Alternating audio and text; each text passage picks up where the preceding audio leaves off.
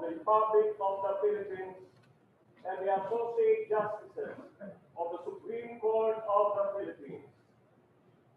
Hear ye, hear ye, hear ye. All persons of business before the Honorable Supreme Court of the Philippines shall keep their attention, for the court is now in session.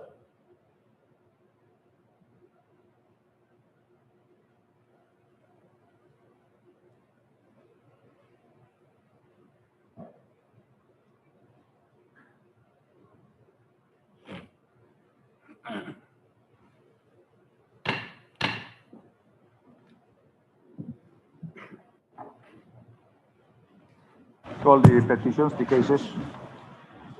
Your Honors, good afternoon.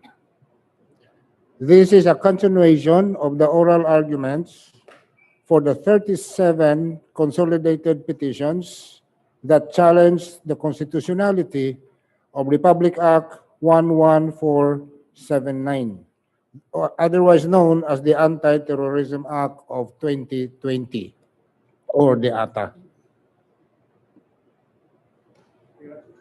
May I request the representing councils to make your respective appearances?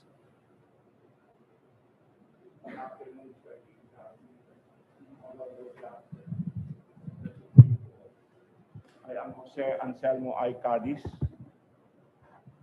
representing Petitioner Integrated Bar of the Philippines and its Board of Governors in GR 253124, Your Honors.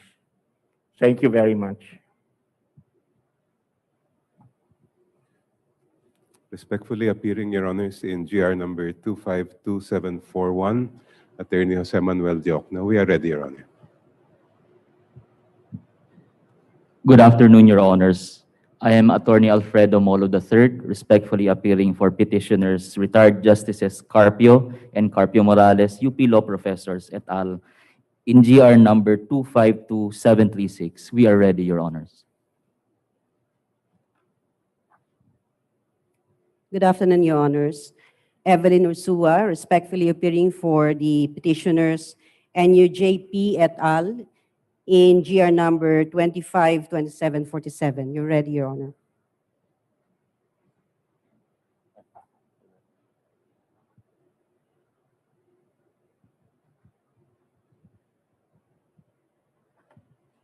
Your Honors, Edsel Lagman, same appearance in GR number 252579.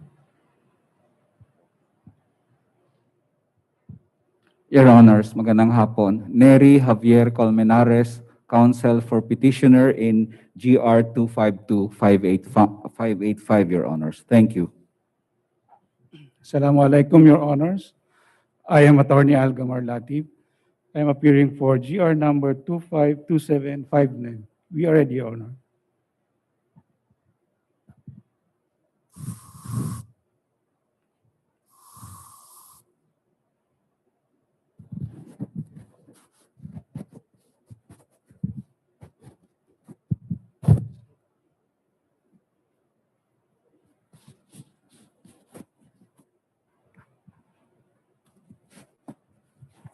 Good afternoon, Your Honors. Respectfully appearing as counsel for respondents, ASG Marisa de la Cruz Galandines, ASG Rex Bernardo Pascual, ASG Raymond Rigodon, State Solicitor Eduardo Poques Jr., Associate Solicitor Kyle Brian Guerrero, and yours truly, Solicitor General Jose Calida, Your Honors.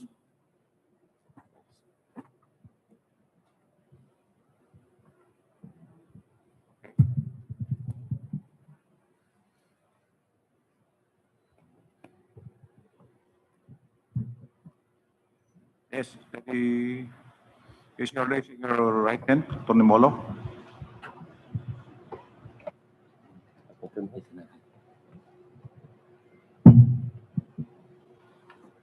Thank you, Your Honors. Your Honors, with your indulgence, I have been asked by my clients to make a very quick manifestation, Your Honor.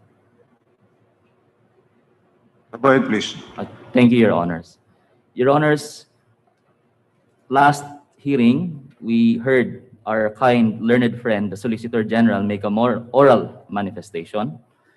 And in his oral manifestation, he used the following words, and I quote, "The Honorable Justice," referring to Honorable Justice Leonen, "even hinted that maybe the AITA case would provide an actual controversy to warrant this honorable court's exercise of its power of judicial review." End quote. The Solicitor General went on to state that the filing of a petition for intervention by a certain party was, and I quote, "made in a desperate attempt to establish actual justiciable controversy in these consolidated petitions." End quote. With all due respect, Your Honors, the statement is unkind and inaccurate. Our learned friend used an overbroad and sweeping characterization of all 37 petitions. And we have just 5 quick items to manifest. First, the esteemed Solicitor General may have misread the pertinent allegations in the petitions, including that of petitioners Justice Carpio and Justice Carpio Morales, establishing the elements of justiciability and compliance thereto. To begin with, legal standing has many forms, and actual case or controversy in constitutional law is not the same as pending case. But we will expound in our memorandum, Your Honor. Second, Are you true? just a few more, Your Honor. Second, the premises of petitioner Justice Carpio for the facial challenge are matters of record and uncontested. Besides, questions during oral arguments are meant to explore and test a position, and therefore, with all due respect, it is premature and improper to even allude that those questions indicate prejudgment or that a justice has validated one's legal position. And finally, Your Honor, we would like to believe, of course, that the statements were unintentional. But we make this manifestation to clear the air and hopefully prevent further confusion. That is all, Your Honor. You may include that in your memorandum. Yes, Your Honor, we will also file a... Just note your manifestation. Yes, Your Honor. Thank you po. Okay, we'll now proceed with the interpellation. May I be allowed to first, for the petitioners, want to ask some questions? I request Dean Jokno, Colonel Jokno, please.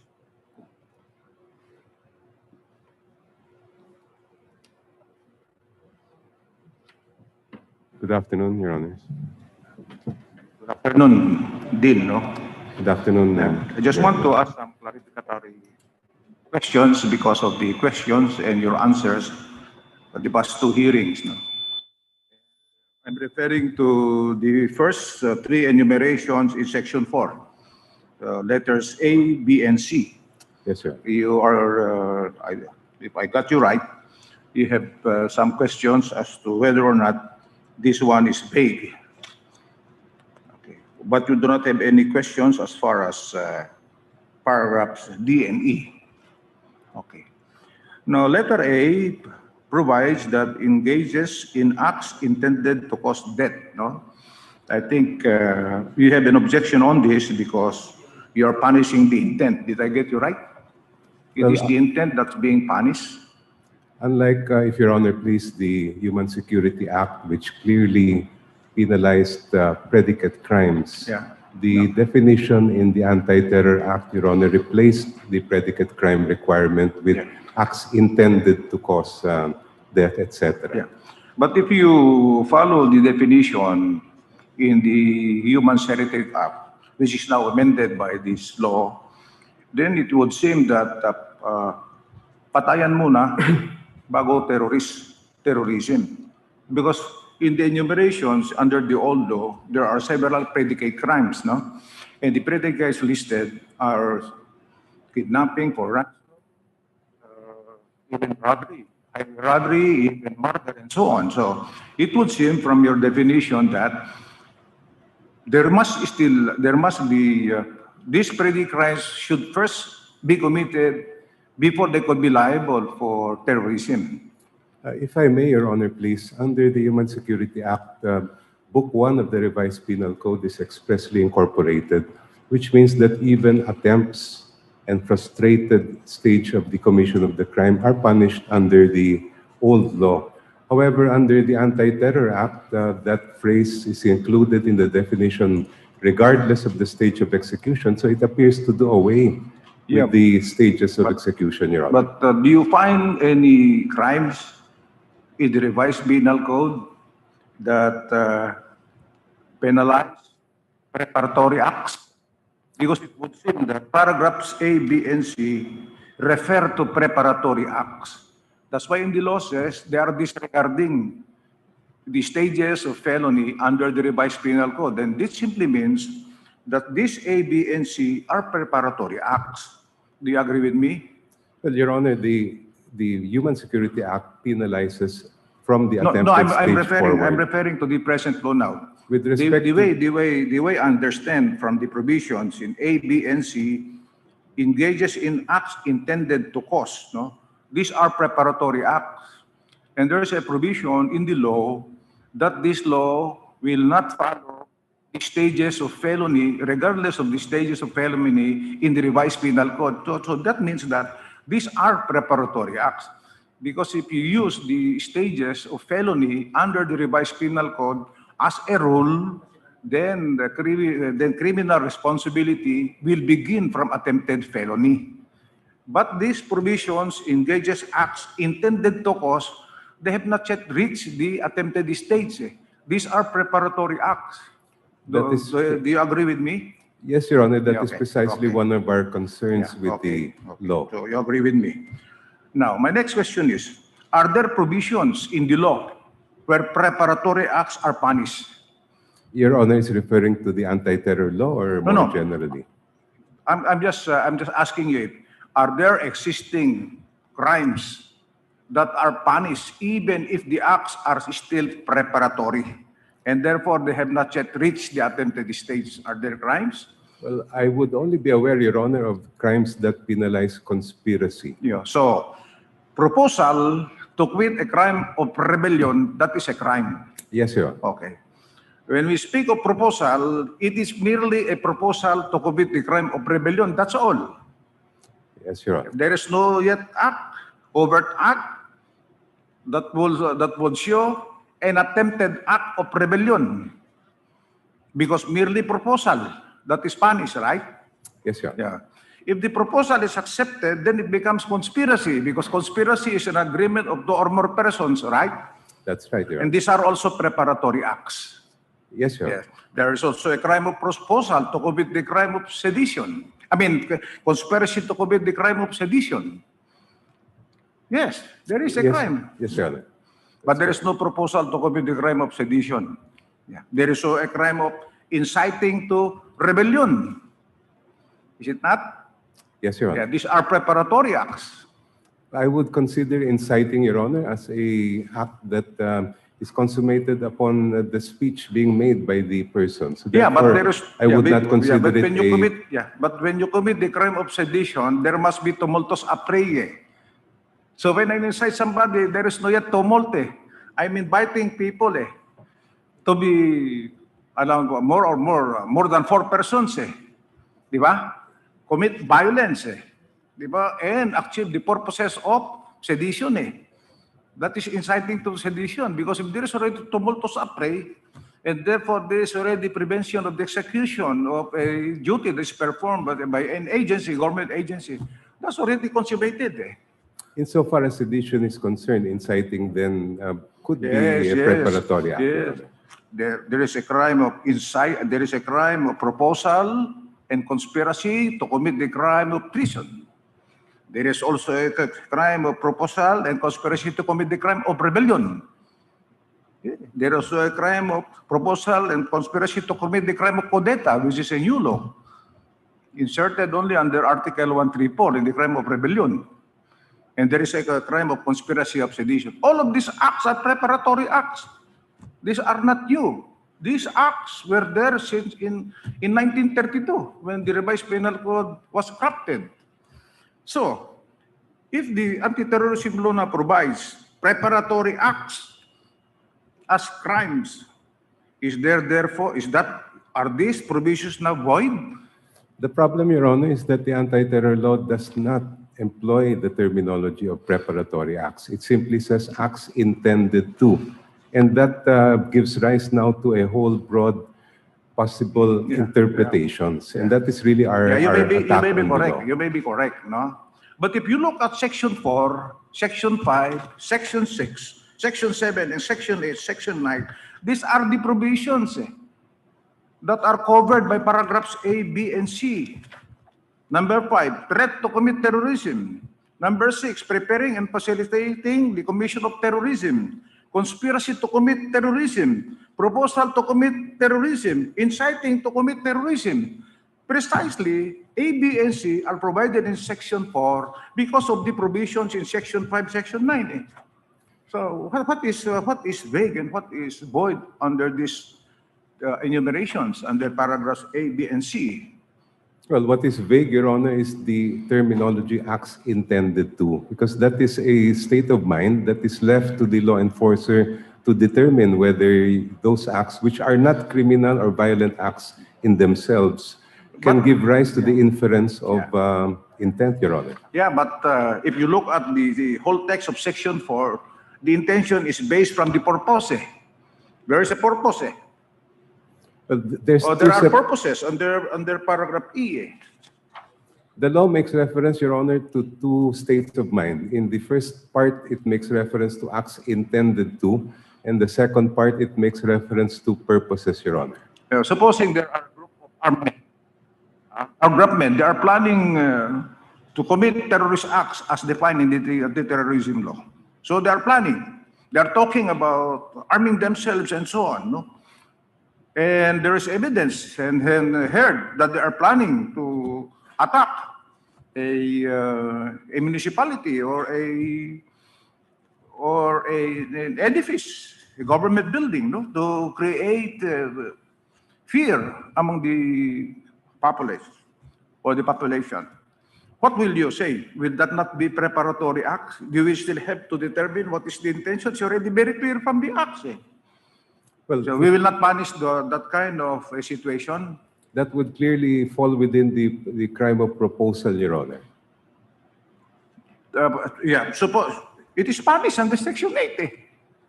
That's what I'm saying. Yung paragraph 5 to paragraph 9, these are the situations where preparatory acts are committed.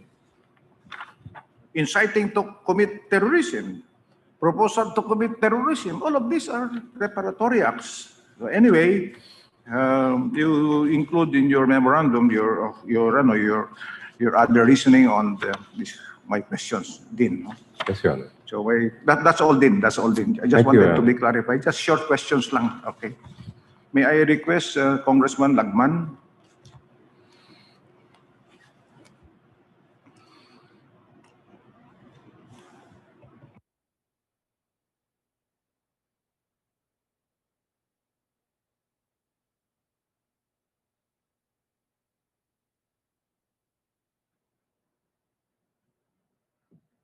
Good afternoon.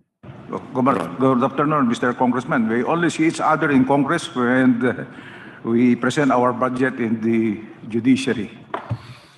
Okay. Now, just clarificatory questions on Section 29. Yeah.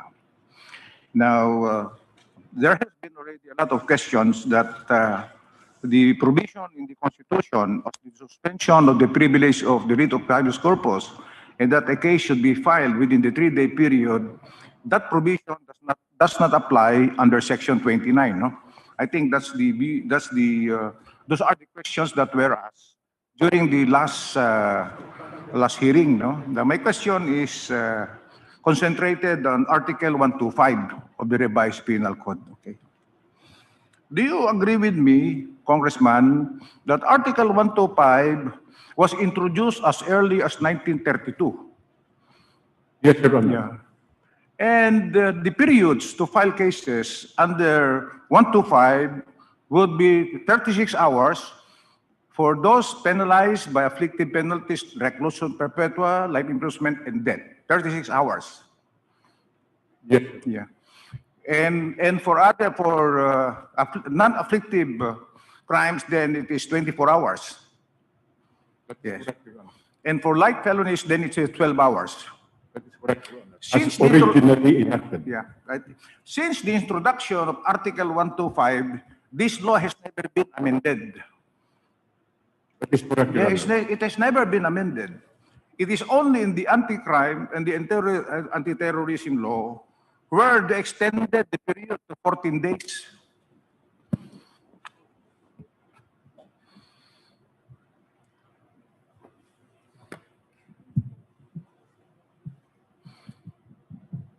Yeah, it is only in the anti-terrorism law that they extended the period to 14 days, original period with an extension of 30 days. That's the law. That's the law now, Mr. Congressman. That is correct, Your Honor. Under the ATA, the period of detention has been extended to 14 days, renewable or extendable for another 10 days, or a maximum of 24 days. Yeah, you are correct there, Congressman. Is it not that the 36 hours provided for in the revised penal code as early as 1932 should no longer be the period considering the population now? Beg your pardon, Your Honor. Do you think that the 36-hour period to deliver a person arrested without a warrant to the judicial authorities, that is still a sufficient period for peace officers to deliver the persons arrested without a warrant? That is a mandatory period. Yeah, Otherwise, they will be accountable. Yeah, they will be accountable for arbitrary detention. In excess of the 36 hours, they will be liable under 125 for delay in delivery of persons arrested without a warrant. Yes, Your Honor, but under the ATA, under Section 29, they could always claim that they have been authorized by the ATC to detain a person suspected of terrorism for 14 days and extendable to another 10 days, or a total of 24 days. My question, Congressman, you are correct. You quoted the law properly. My question is this.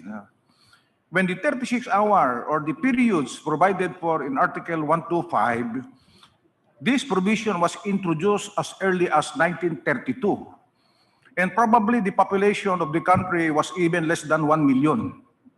So it was very easy to deliver a person arrested without a warrant within the period of 36 hours. Wala pa pang traffic nun eh. 36 hours yan eh.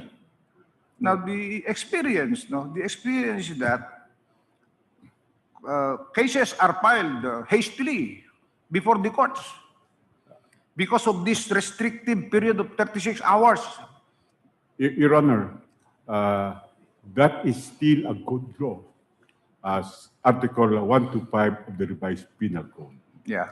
And that is consistent with our undertaking under international convention that any person taken into custody must be promptly delivered to the judge or a judicial authority. Yeah, that's correct. That's correct, Congressman. My only concern is this. No, this law was introduced in 1932, 36 hours. But probably the population was less than 1 million during that time. I think we were not yet born. 1932 yung revised penal code eh, hindi ba? And less than 1 million people, no? And then it was very easy to deliver the person arrested without a warrant because you just go to the court, then deliver the person to the court, and then the court will issue a warrant of arrest. That was the procedure eh. But because of development of our laws, ang dami ng crimes ngayon. Meron ng dangerous drugs law, meron ng qualified trafficking, meron ng syndicated estafa, meron ng violation ng 1092-62. Congress has enacted a lot of laws. So my point is, even if there is no 14-day provision, Section 29 ATT, I think that 125 should already be amended because that has never been amended since 1932 eh. And you can just imagine a person arrested without a warrant, or murder, a person without a warrant. What are the requirements that should be filed? Meron ano yan? Meron autopsy, meron witnesses account, If there are evidence or object evidence recovered from the scene of the crime, bullets, they will refer to the ballistic examiner. If the other person is arrested, they will refer him for paraffin examiner. How can they file the case within 36 hours? They cannot probably file the case within 36 hours. Your Honor, protection of fundamental rights should not be capsulized into a time frame. Such guarantees are immutable, and it should be respected under all regimes and under all eras. Yeah, so, yes, I agree with you that, but we are also talking of our experience where cases are hastily filed. You know, if you trace the history of delivery of persons to the judicial authorities, before it was easy to file cases because you just go to the court and then the court will conduct the required preliminary examination and then issue a warrant of arrest. Now it's different. No. The delivery to the judicial authorities now include the filing of the case before the fiscal's office. That's what they are doing now. And you can just imagine there are so many crimes that are now being committed, drug cases, and then they have to file the case within 36 hours because delivery to a person, to judicial authorities, is interpreted to mean that the case must be filed within the 36 hours. That's the interpretation of delivery to the person arrested without a warrant to the judicial authorities. So my point is this. Do you think that the 14-day period for the peace officers or arresting officers to conduct an investigation and eventually to file the cases before the judicial authorities, those who are arrested without a warrant, too long? Your Honor, 14 days, which is extendable to 24 days, I submit would be inordinately long and odious. Yeah, but under No, the... Your Honor, Yeah. when the penal code was enacted way back in 1932, I agree that there were few crimes, but also there were few police officers or agents enforcing the law.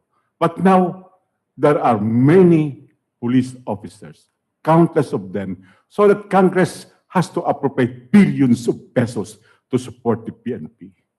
So I would submit, Your Honor, that Article 125 is still a good law. What should be important is not the prolongation of detention, but the efficiency of police and military operatives. And also that intelligence should be professional and accurate. Yeah, but there are also other circumstances, not only the number of policemen, but numbers of policemen, but traffic, you know, lack of chemists, lack of examiners, and so on. Anyway, I will leave that Article 125. I will go to another point now. My question is, who should grant the extension? Well, under the law, there is no specification as who shall grant the extension, but impliedly, the one who issued the original written authorization to detain must be the one to make the extension. You're referring to the ATC? The ATC, Your Honor. Have you read the implementing rules about the role of the ATC under Section 29? The implementing rules, Your Honor, cannot rectify an absence in the law.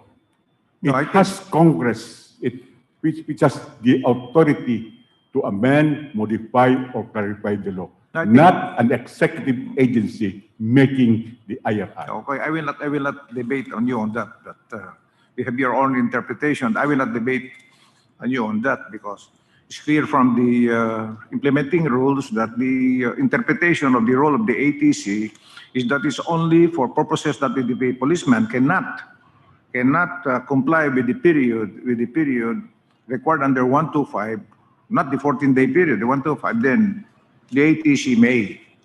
I think that's in the implementing rules. Not to extend, actually. They cannot extend.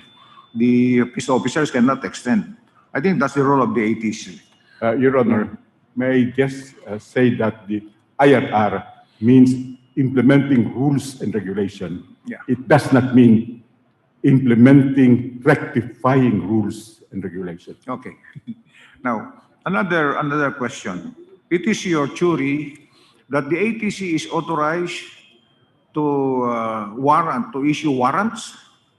Did I get you right last time, Congressman? Yes, the phraseology of the law is written authorization to take a suspected person under custody. Yeah.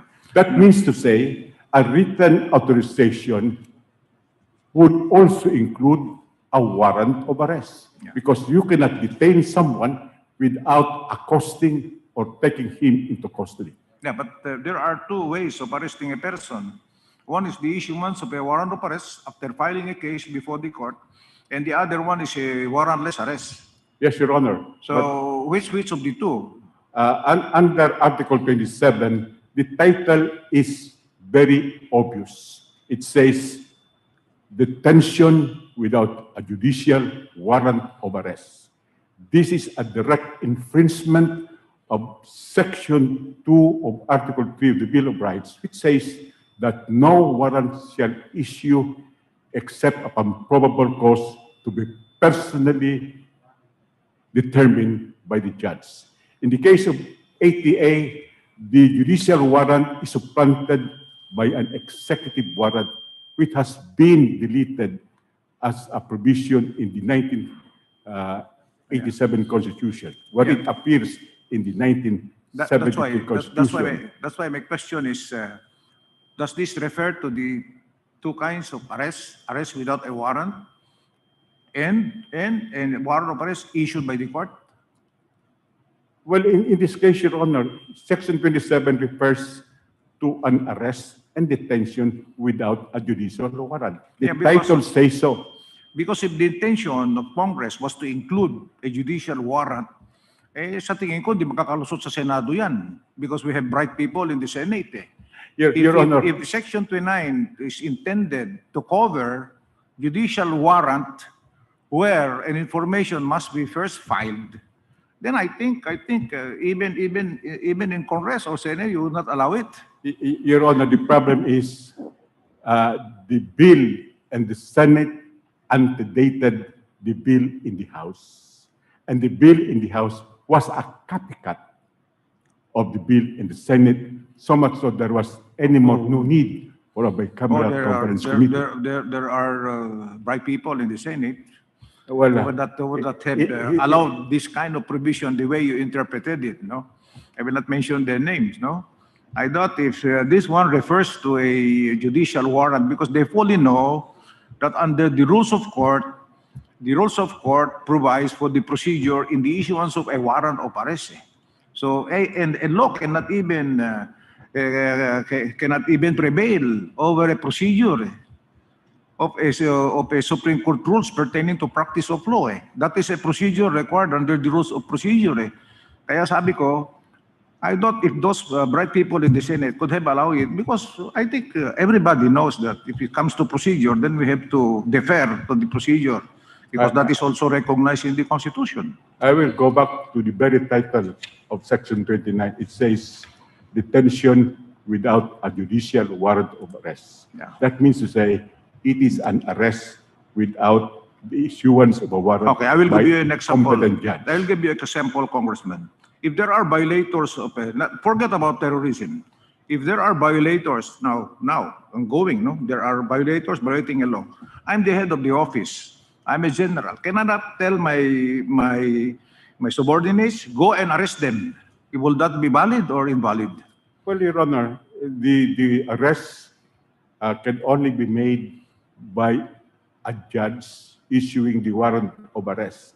However, there are only 3 exceptions. Infragrante delicto, hot pursuit, and in the case of a escapee who is a prisoner or a detention prisoner. Yeah, that's my example. If there are policemen around the area and there are violators, can I not if I am the head of the unit, cannot I tell my policemen, go arrest the violators? If the violations are done in the presence under paragraph A and paragraph 3 of Rule 113, either a flagrancy rule and hot pursuit rule, can they not do that? Outside of the 3 instances provided for under Rule 113 of the Section okay. 5, So- there could be no legal warrantless Okay. arrest. So if the head of the office instructs or orders his subordinates to arrest a person in hot pursuit or in flagrante delicto, that will be okay. That will be okay, Your Honor. That is Okay. within So the rule. we do not have debate on that. Okay. So that's all, Congressman. I'm done. Thank you very much. Thank you, Your Honor. Thank you. Thank you. Thank you again. Thank you again. I am done. Any interpolator? First, yan muna. Okay. Justice Mon Hernando. Thank you very much. Chief. Just 2 or 3 questions by way of continuation of my questions last week. May I please call on Congressman Colmenares to answer my questions?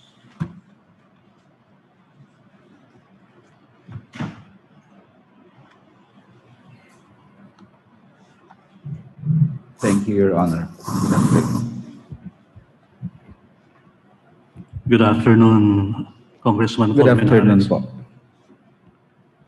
It's all right to ask you about Section 4 of the ATA.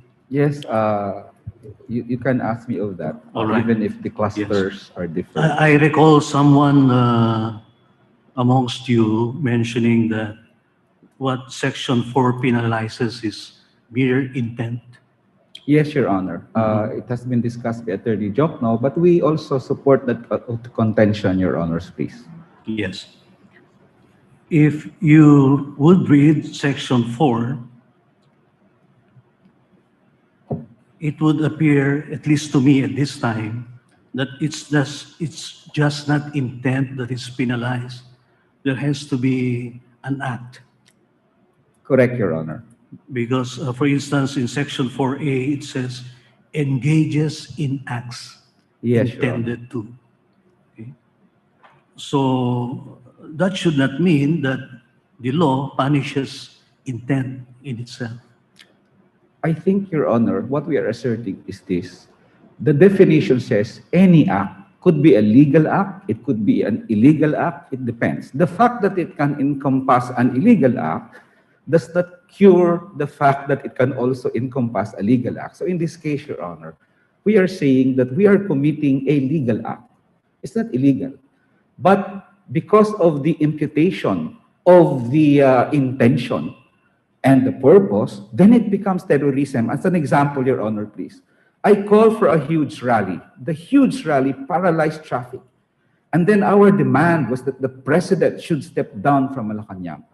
The ATC files a case against me because I committed an act which seriously interferes with the critical infrastructure, which is transportation, and the purpose is intimidation or influenced by intimidation the government. That is terrorism under this law. We contend, Your Honor, that it was an exercise of our constitutional right. If they want to charge us with something else like, well, you have no permit, etc., well and good, we can discuss it in court. The problem with this, Your Honor, is that the example that it can be used on actual terrorists also ensures that it can also be used on actual dissenters. And of course, Your Honors, I think it's the unbridled discretion to select who the target is that is a problem in the law, Your Honor. And the Supreme Court has invalidated so many laws, Your Honor, on the basis of unbridled discretion. Thank you, Your Honor. But don't you think that the proviso in Section 4 would address that? I'm referring to the proviso that terrorism as defined in this section shall not include advocacy, dissent, etc. Yes, actually, it's the impact is the reverse, Your Honor.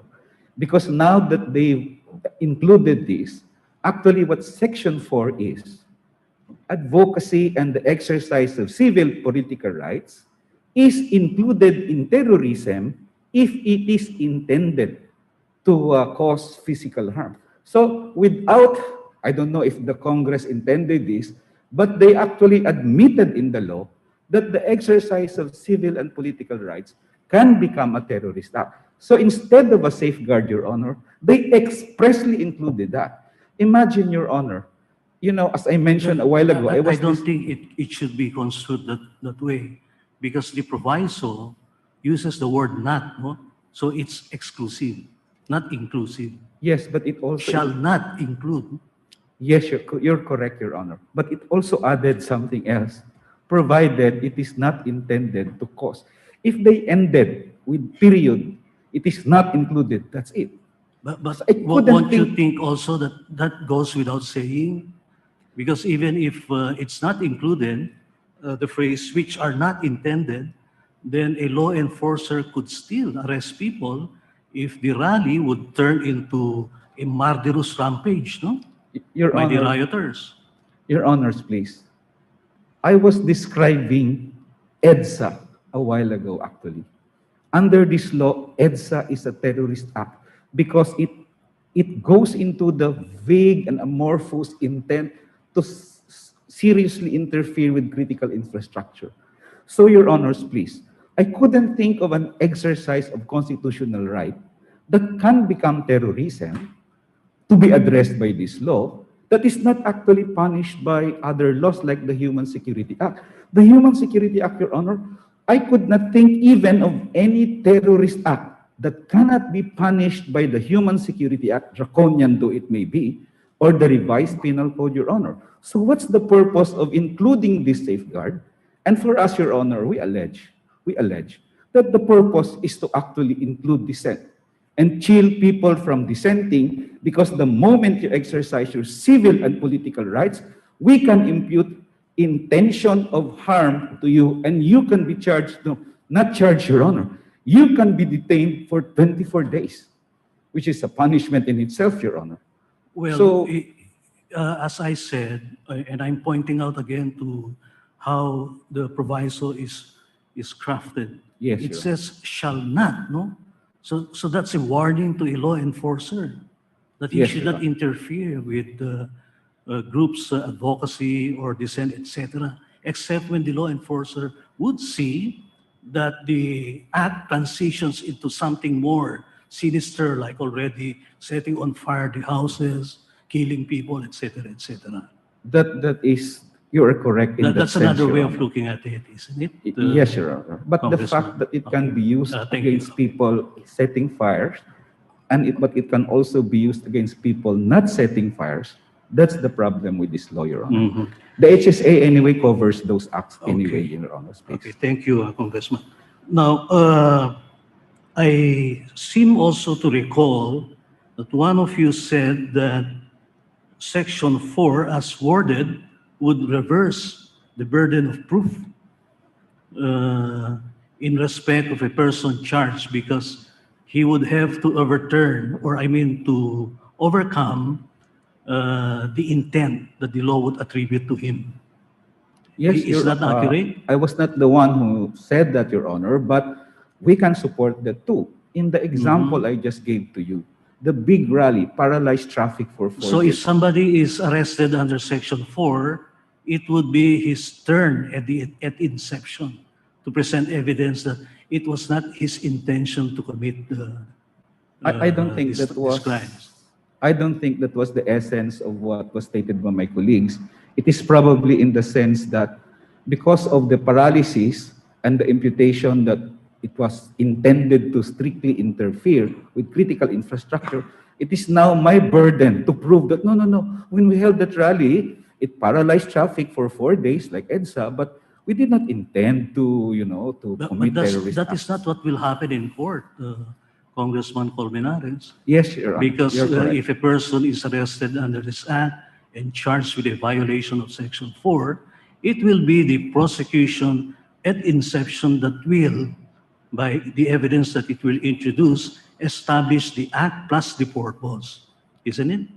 Yes, Your Honor. Because but the constitutional presumption of innocence is maintained. Section 4 cannot possibly override the constitutional presumption of innocence. So, by the rules of evidence, it will always be the prosecution that will introduce evidence that will show the act Yes, Your defined and punished in Section 4, plus the purpose. Yes, And Your only then will the accused be able to show his evidence that it was not his intention to commit the crime imputed to him under Section 4, isn't it? Yes, Your Honor. We contend, however, that All right. it violates the presumption of innocence. In fact, it can be you But as I said, the Yes, Your Honor. Constitution reigns supreme. Yes, Your Honor. So ATA obviously cannot stand on a better footing than the Constitution. Okay. Is it also all right to ask you about Section 29 of the It's Act? Congressman Edsel Lagman, Your Honor. I will probably answer it generally, but Congressman Lagman is the one in charge of the cluster, Your Honors, please. So if I, thank you, Thank you Congressman. po. Thank you po. If I may ask Congressman Lagman, just 2 or more questions, Chief, and then I finish.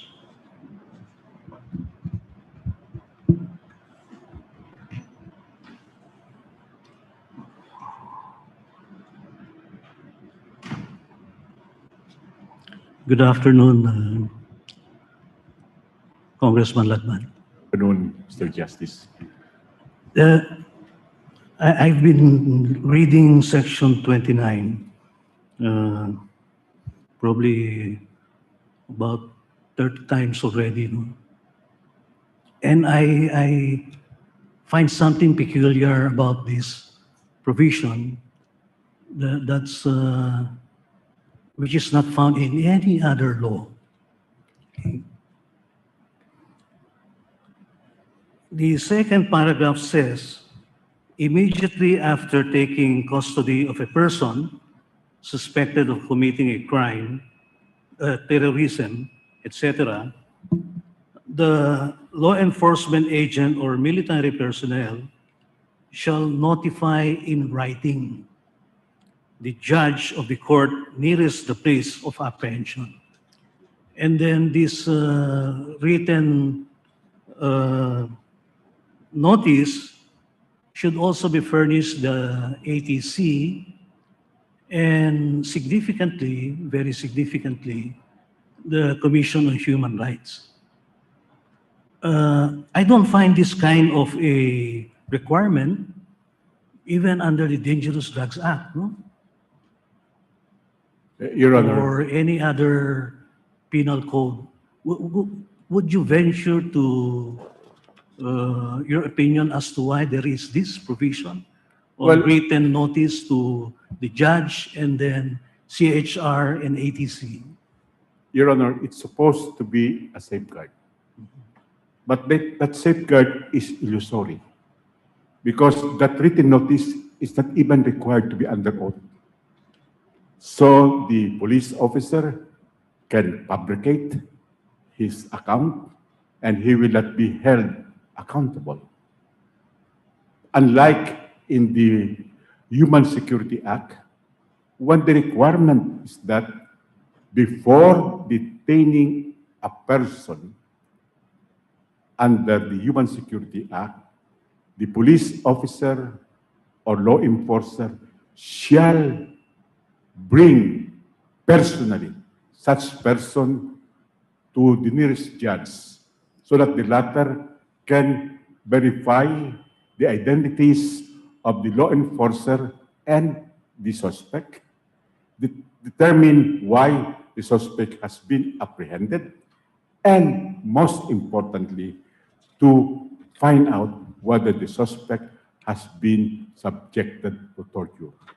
That safeguard has been deleted and that does not appear in the ATA, Your Honor. Mm-hmm. So it's a safeguard, but something that is, you think, illusory. Yes, Your Honor. Mm-hmm. If the policeman, just like the other safeguards provided for in the Anti-Terrorism Act of 2020. We will further amplify that in our memorandum, Your Honor. Section 29 also says that if the police officer or official who does not comply with the requirements in Section 29, or who will not comply with the requirements in Section 29, then he shall be charged with violating this provision, and what looms over him is a 10-year imprisonment, no? That's quite heavy. Yes, Your Honor. That is true, but the damage has been done to the suspect's civil liberties. And that period of imprisonment for the errant police officer or law enforcer will not be sufficient to compensate the infringement of civil and fundamental rights. Now, may I just clarify what you answered earlier on a question posed to you by the Chief Justice?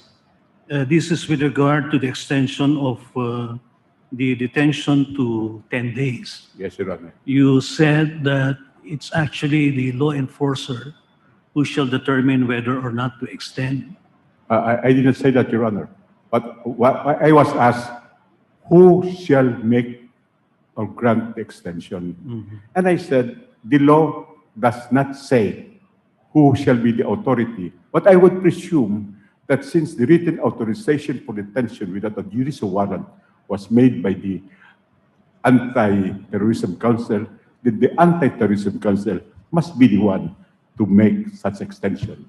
And the law provides for three conditions for the extension. I would submit, Your Honor, that 14 days is too long for a detention if only police officers would be mindful of their job as agents of the state. And to my mind, Your Honor, that 14 days, which is even too long already, should not anymore be extended. Because, but don't you think Section 29 recognizes the very delicate nature of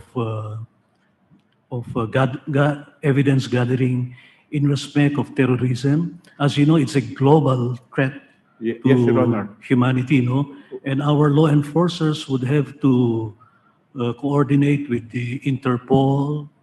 They would have to coordinate with the FBI and with all other investigative agencies of other countries in order that they can fortify terrorism cases against, again, in our local jurisdiction.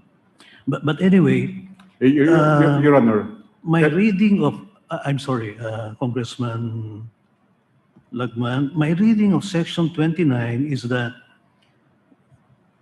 the arresting officers or the authorities would have to deliver the person arrested within 14 days, no, to the judicial authorities. And the need for extension will only be made upon delivery. If, let's say, they deliver the arrested person on the 14th day, they cannot by themselves, even the ATC, this is my opinion, no? Not even the ATC can decide to extend the detention. They would have to deliver already the person to the judicial authorities. And the extension, they will have to ask from the court. At least that's my reading of Section 29. No? And with regard to the Article 125 of the revised penal code, the period mentioned there of 36 hours, as you know, when there is rebellion or insurrection and there is suspension of the writ of habeas corpus, the period would be 3 days. No? And from my reading of the deliberations of the Constitutional Commission on that provision in the Constitution, the commissioners intended that the 3-day period shall apply only to rebellion or insurrection and when there is suspension of the writ of habeas corpus. In other words, it is left to Congress as a policy matter to determine another period for another kind of offense. And this would be terrorism. Because of the special nature of the crime, it would need a longer period for law enforcement to gather evidence and to detain people. My understanding, Your Honor, is that the 3-day period when the writ of habeas corpus is suspended will cover not only the crime of rebellion or crimes related to invasion, but it would cover all crimes. It is But that is not what the Constitution provides, Congressman. the Constitution does not provide that it should only cover the crimes of rebellion and acts related to invasion. The expresso unius es excluso arterius. No? We cannot possibly include other crimes not mentioned in the Constitution. The section 18 of Article 7 does not enumerate any crime. So it would cover all crimes, Your Honor. No, and that was also the submission of Commissioner Padilla in the proceedings before the Constitutional Commission, that it should not only be limited to rebellion or crimes related to invasion, but must cover all crimes. I'm not sure about that. I think it's the other way around, his position on that. Well, that it shall cover only rebellion and insurrection and only when there is suspension of the writ of habeas corpus. I have just read the proceedings, Your Honor, this afternoon, and that was my reading of the statement of Commissioner Padilla. We will amplify this, Your Honor, in our memorandum. But let me also say, Your Honor... it's all right, Congressman. No. I've been enlightened enough. Thank you for your time. Thank you, Your Honor. But may I please the court, Your Honor, and Your Honor, that with respect to the 14-day period, it does not say that the 14-day period should be the terminal for delivering the suspect to the judicial authority. As a matter of fact, the prolongation is extended, the detention is extended, and the delivery to the judicial authority would be after the expiration of the extended period of 24 days. We respectfully submit, Your Honor, and we are going to explain that in our memorandum. All right. Thank you, Congressman. Thank you, Your Honor. I have no more questions, Chief. Thank you.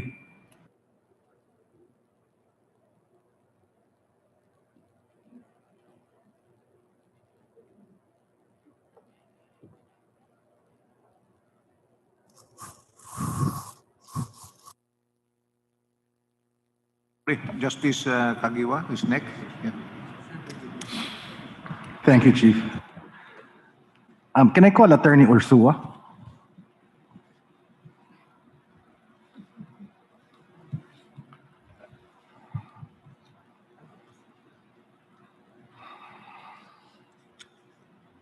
Good afternoon, Your Honor. Good afternoon. I want to begin with certain historical antecedents of this anti-terror law, and I will be asking you to confirm this.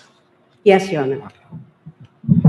The Philippines, as a member of the international community, particularly as a member state of the United Nations, has certain obligations in order to maintain its good standing, correct? Yes, Your Honor. In particular, Article 25, Chapter 5 of the UN Charter states, and I quote, "The members of the United Nations agree to accept and carry out the decisions of the Security Council in accordance with the present charter," close quote. Is that correct? Yes, Your Honor. One of these decisions is found in United Nations Security Council Resolution 2178, unanimously adopted by the UNSC on September 24, 2014, and I quote, "To prevent and suppress recruiting, organizing, transporting, or equipping, semicolon, prevent and suppress financing, semicolon, and prevent travel, close quote, of foreign terrorist fighters, or what they call FTFs, correct? Yes, Your Honor. Also, in UNSC Resolution 2396, member states are urged, again I quote, to strengthen their efforts to stem the threat posed by FTFs through measures on border control, criminal justice, and information sharing and counterterrorism. Is that correct? Yes, Your Honor. Okay. Now, the overriding objective of these resolutions is to stop the increase of foreign terrorist fighters, or FTFs, including their expansion in recruitment and their material support other than financing. Is that correct? Yes, Your Honor.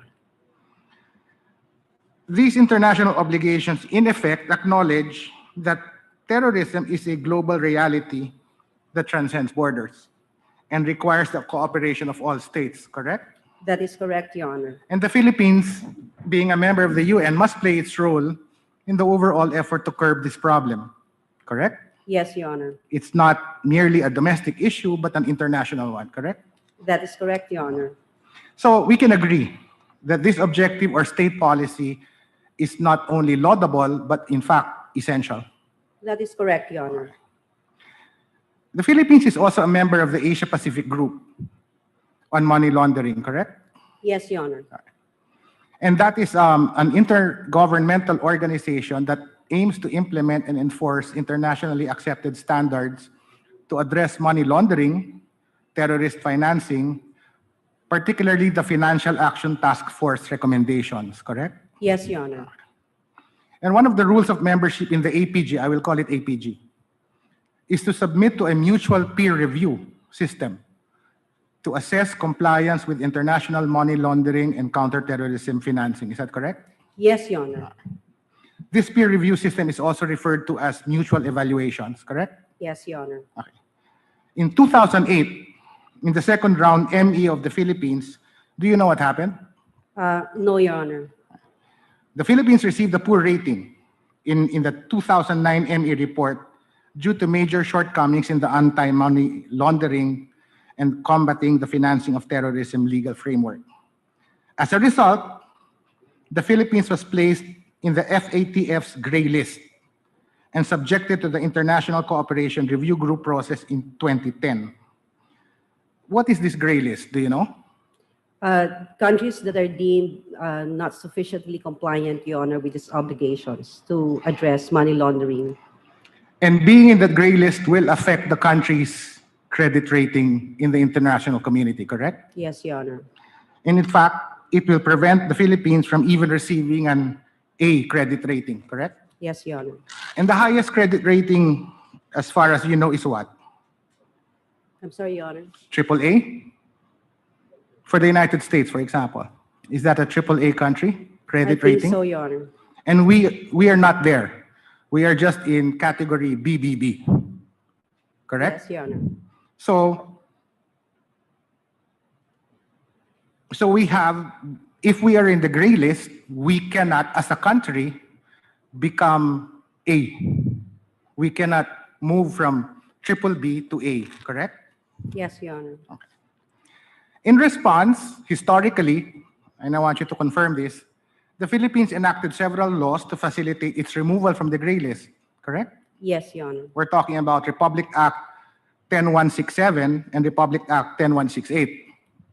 Yes, These Your are Honor. laws that strengthen the anti-money laundering law, granting the AMLC the authority to inquire into bank deposits without the consent of the owner, but upon order of a court. That is correct, Your Honor. And RA 10168, which penalized the crime of terrorist financing, correct? Yes, Your Honor.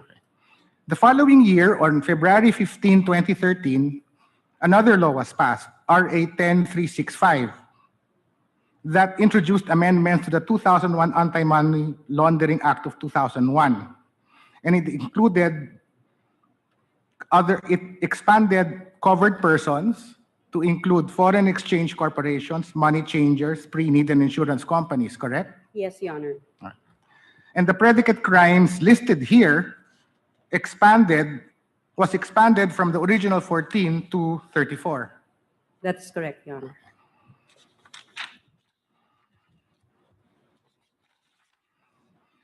Finally, in 2013, the Philippines was removed from the gray list, correct? Yes, Your Honor. Following these legislative reforms, the Republic Acts I just mentioned, the FATF removed the Philippines from the gray list, correct? Yes, Your Honor. But there were still concerns about the lack of coverage of the casino sector. And therefore, the Philippines remained under the APG's enhanced monitoring or follow-up until this issue was addressed, correct? Yes, Your Honor. And that's the reason why Republic Act 10927 was passed in 2017, correct? Yes, Your Honor. It finally included the casino sector as a covered person under the AML CFT regulation and supervision, correct? Yes, Your Honor. Okay.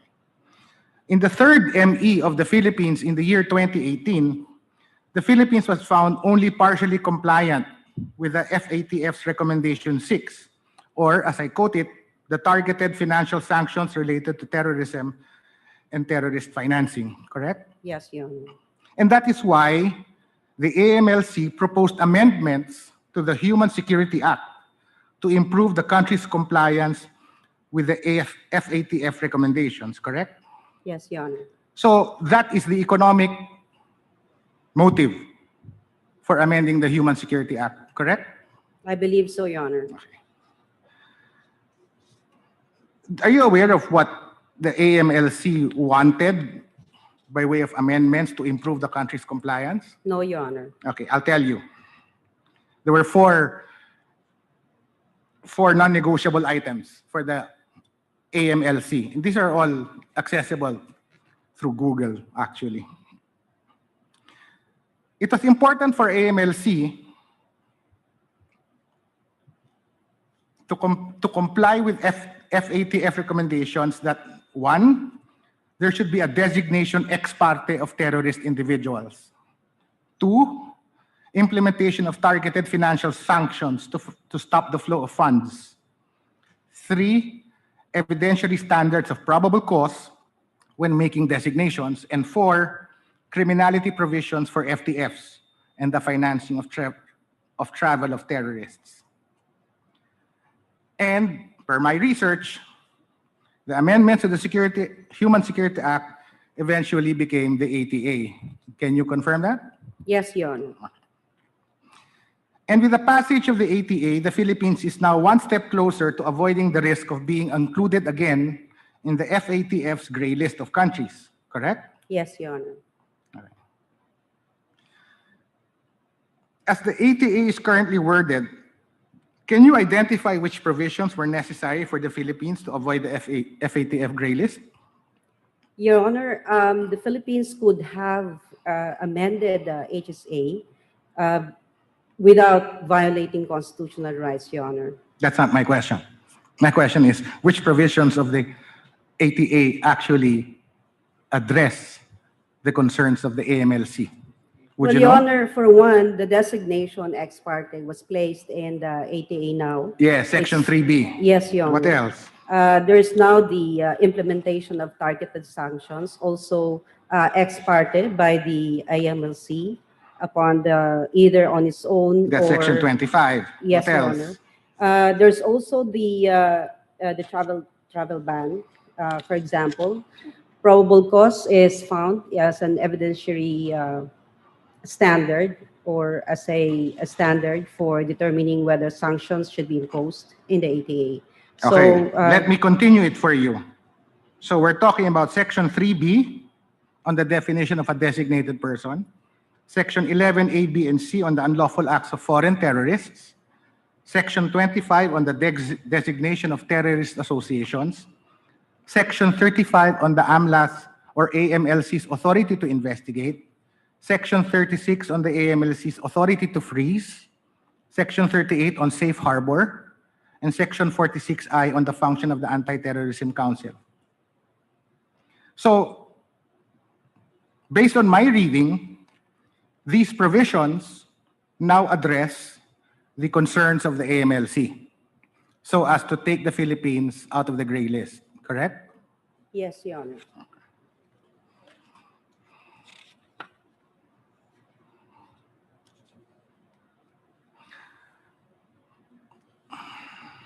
Do you know the definition of an FTF?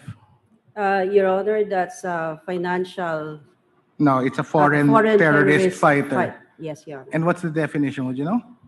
It's in the law, Your Honor. It's in the Anti-Financing Terrorism Act. It's actually in UNSC Resolution 2178. I'll read it for the record. Defines an FTF as, I quote, individuals who travel to the state other than their states of residence or nationality for the purpose of the perpetration, planning, or preparation of, or participation in terrorist acts, or the providing or receiving of terrorist training, including in connection with the armed conflict, close quote.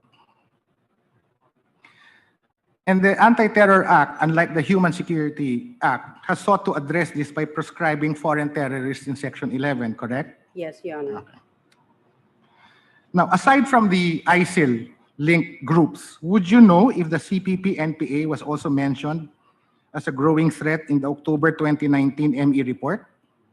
I am not sure, Your Honor. I only know that the ATC has designated the CPP-NPA recently as a terrorist organization.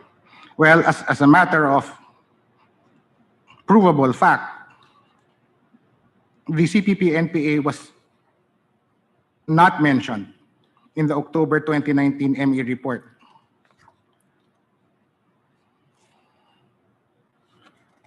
And yet, they are one of the first organizations designated by the ATC, as you just mentioned, correct? Yes, Your Honor.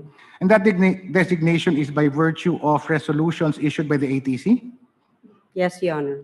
That's resolution number 13. Sorry, what resolution is that? I cannot recall the number, Your Honor, but it's a fairly recent resolution. Resolution number 12, December 9, 2020. Yes, Your Honor. So would you agree with me, after going through the legislative history or the historical antecedents to the passage of the Anti-Terror Act, that we have veered away from the original objective of the reason for changing the Human Security Act? Well, Your Honor, if we read only the ATA, it does not actually focus on the economic dimension of addressing terrorism, if that is the question of Your Honor. Would you know if ATA expands the definition of terrorism as compared to the Human Security Act, right? Yes, Your Honor. Would you know if that the need to expand that definition, was that a non-negotiable provision for the Anti-Money Laundering Council? I cannot speak for the MLC, Your Honor, whether it was non-negotiable for them or not. But definitely, there was a choice to improve the definition of terrorism in the ATA. It was also a choice to stick with the old definition of terrorism in the Human Security Act. Okay, let me answer my own question then. It was not a non-negotiable provision. In fact, in the sponsorship speech of Senator Lacson, the amendment of the definition does not appear to be in response to the APGME, but to quote him, quote, strengthen legal backbone, close quote, of the anti-terrorism law, and to ensure, quote, that it is clear, concise, and balanced. That's from the statement of Senator Lacson. Are you aware of another pending bill in Senate in further response to the ME report? No, Your Honor. That's Senate Bill number 1945, passed its third reading last January 25, 2021. Its salient features are to include real estate developers and brokers in the coverage of persons, among others. Okay.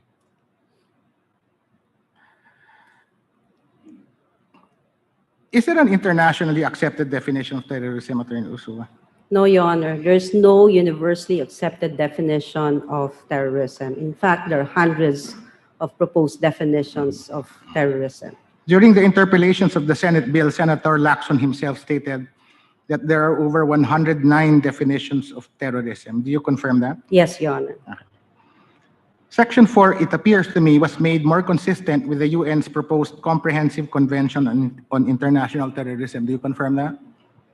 I do not think, Your Honor, that there's any a UN definition that is can be considered as closely similar to the definition in our ATA. Well, there is, in point of fact, a comprehensive convention on international terrorism, but it has not yet been signed as treaty, and the states remain in a deadlock over the definition of terrorism. Okay, thank you, Attorney Ursula. Thank you, Your Honor. Can I ask for Attorney Jokno?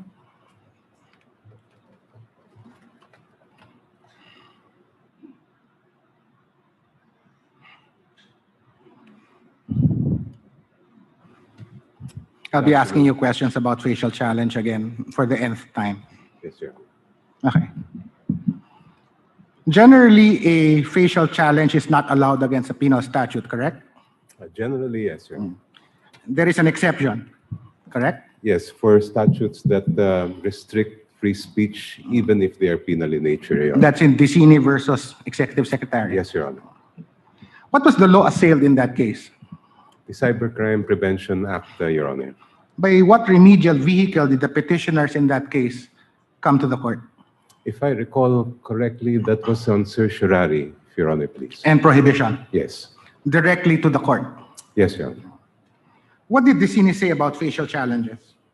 Well, the ponente in that case said that facial challenges may be allowed for penal statutes that restrict freedom of speech and cognate rights, if I remember correctly. Your Honor. On grounds of overbreadth or vagueness? Yes, correct? Your Honor. Do I have the... I have a PowerPoint. It's not available. Ed?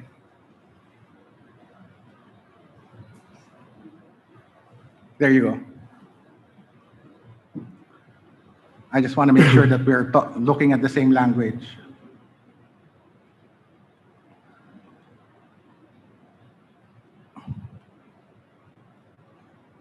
There. I will quote it for the record. It says, a petitioner may, for instance, mount a facial challenge to the constitutionality of a statute, even if he claims no violation of his own rights under the assailed statute, where it involves free speech on grounds of overbreadth or vagueness of the statute. The rationale for this exception is to counter the chilling effect on protected speech that comes from statutes violating free speech. Did I read that correctly? That is correct, Your Honor. Okay. Aside from the right of free speech, was there any other right implicated in Designate apart from free speech? I believe the right to privacy was also involved in that case. Yes, in reference to Section 12 of the law on the real-time collection of traffic data, yes, correct?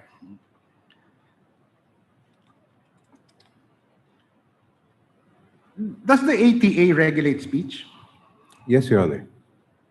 It's very clear from Section 9, inciting to terrorism, as well as the other sections that create crimes, Sections 5, 6, 8, and 10, which all also refer to speech based on its content, Your Honor, please.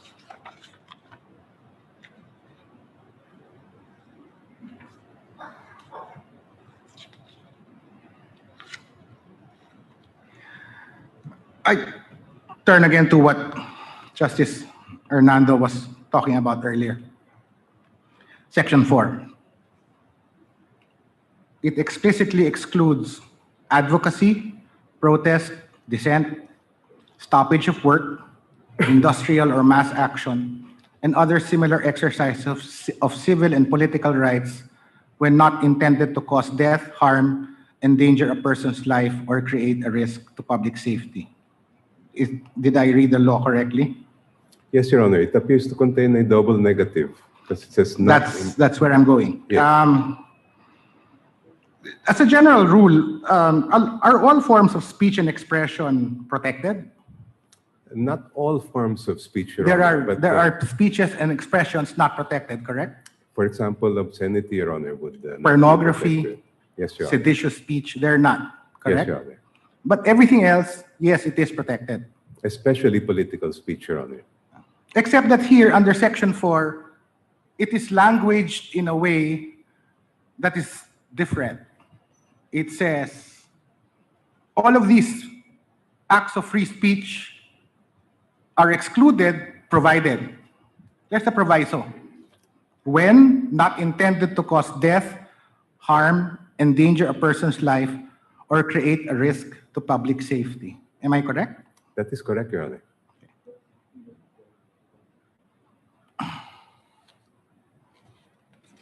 So instead of enumerating the forms of speech and expression which are supposed to constitute terrorism, what Section 4 does, it only tells us the forms of speech and expression which do not constitute terrorism, correct? Yes, Your Honor, and that is one of our concerns with the definition. Must speech and expression rise to the level of sedition or inciting to sedition in order to fall under Section 4? The problem with Section 4, Your Honor, is that it would seem to encompass even protected political speech, So when read in relation to Section 9. So in other words, it need not rise to the level and it may be covered by Section 4. Yes, Your Honor. Correct? And I think Chief Justice has discussed this earlier. There are other speech-related provisions, correct? We're talking about Section 5, threat to commit terrorism. Section 8, proposal to commit terrorism.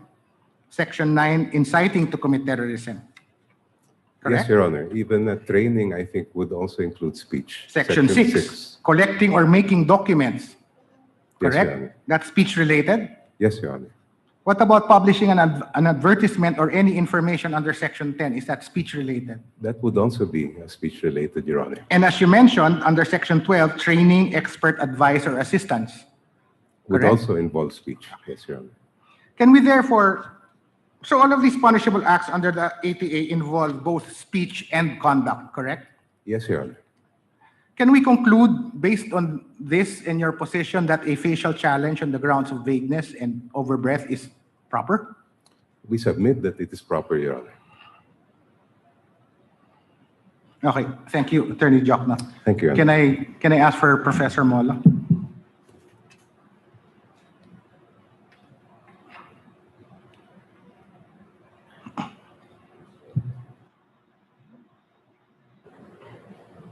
Good afternoon, Your Honor.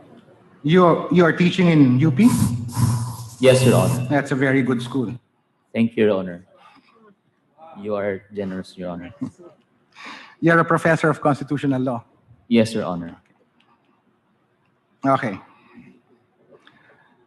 There are other cases where the court has allowed the facial challenge against statutes, even if they're not speech regulating, correct? Yes, Your Honor. I refer you to Imbong versus Choa, Yes, Your Honor. correct? Yes, Your Honor. What law was assailed in that case? I believe it was the reproductive health law, Your Honor. Okay. The RH law. There's an express statement by the court there that says that the facial challenge has been expanded to, and I quote, cover statutes not only regulating free speech, but also those involving religious freedom and other fundamental rights, correct? Correct, Your Honor. Do you know, what was the court's reason for allowing the petition here? In Imbong, Your Honor, I believe some of the petitioners felt that their right either to speech or belief were being burdened by the RH law, Your Honor. There's language there. I'm sorry, I cannot see it myself. Yes, There, Your the Honor. second paragraph. Reading The this- underlying reason for this modification is simple, for unlike its counterpart in the US, this court, under its expanded jurisdiction, is mandated by the fundamental law not only to settle actual controversies involving rights, which are legally demandable and enforceable, but also for determining whether or not there has been a grave abuse of discretion amounting to lack of or excessive jurisdiction on the part of any branch or instrumentality of the government. Correct? I copied that correctly? Yes, Your Honor. I believe that is correct, which is precisely the reason why facial challenge came from the U.S. Constitution, which doesn't even have expanded judicial review. Why the 1987 Constitution on its face already has expanded. But there judicial must review. be a showing of grave abuse. Yes, Your Honor. Okay. So in the case of Imbong, the case was allowed to prosper, correct? Yes, Your Honor. Are you familiar with the case of Spark versus Quezon City? Yes, Your Honor. What was involved there? Your Honor, those were the curfew ordinances of, I believe, 3 cities. Quezon City, Manila, and Navotas. And Navotas, yes, Your Honor. How was it brought to the court? Also by facial challenge, Your Honor. By what kind of petition? Rule 65, Your Honor, I believe. Certiorari and prohibition. Yes, Your Honor. What was the standard used by the court for it to proceed? Strict scrutiny, Your Honor. No, not yet. It was grave abuse. Yes, Your Honor. Correct? There must be a prima facie showing of grave abuse. Who's the ponente here? That would be the Senior Associate Justice Estela Perlas Bernal, Your Honor. She asked me to ask you. So. So let me draw your attention to the last line. What does it say? I'm sorry. It says, Your Honor, that this requirement is simplified by merely requiring a prima facie showing of grave abuse of discretion in the assailed government act. Okay. So the standard for grave abuse is a prima facie showing, correct? Yes, Your Honor. What was the right implicated here? Right to travel, Your Honor. And the petition was allowed to continue, correct? Yes, Your Honor. Okay. In these present consolidated petitions, 37 of them, do they allege the violation or curtailment of other rights?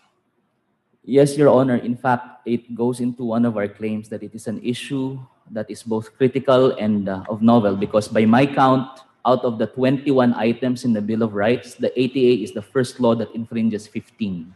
15? Yes, Your Honor. And you mentioned the Bill of Rights? Yes, Your Honor. Meaning the rights that are implicated are textually found in the Constitution? Yes, Your Honor. Okay, let's go through each one. So, due process? Yes, Your Honor. Liberty from unreasonable arrest and detention? Yes, Your Honor. That's Section 29, yes, Your Honor. according to you, correct? Yes, Your Honor. Security from unreasonable search and seizure? Section 2. Yes, Your Honor. 16. Yes, Your Honor. Privacy? Yes, Your Honor. Section 36. Yes. Freedom of association? Yes, Your Honor. Section 10. Section 10. Right to travel? Yes, Your Honor. Section 34. Okay. So, can we agree that all of these rights are fundamental? Oh, yes, Your Honor. They have been declared in several decisions of the Honorable Court as fundamental. And because they are found textually in the Constitution and the Bill of Rights, correct? Yes, Your Honor. As such, in these situations, the government is subjected to a higher burden of proof to justify intrusions into these interests, correct? Yes, Your Honor. It's strict scrutiny, or the double standard of judicial review has already kicked in. It carries the heavy burden of unconstitutionality. So strict scrutiny in equal protection cases and compelling state interest in due process cases, correct? Yes, Your Honor. Okay. And in these situations, the normal rule that a law is presumed constitutional is reversed, correct? Yes, Your Honor, because the presumption of constitutionality applies 99.9% of the time. But if Congress chooses a means that implicates fundamental rights, then that falls within strict scrutiny already. The burden is reversed. Did you read the concurring and dissenting opinion of the amicus curiae in Versosa versus People? And his concurring opinion in Falsis? Yes, in Falsis, Your Honor. Justice Hardelesa emphasized that where a liberty interest has been accorded an elevated status by characterizing it as a fundamental right, the government is subject to a higher burden of proof to justify intrusions into these interests, namely the requirements of strict scrutiny in equal protection cases and that of compelling state interest in due process cases. Close quote. Do you agree with this statement? I agree with the statement, even Your if he's Honor. here? Oh, definitely, I agree even more because he is here. More so? Yes, Your Honor. Okay.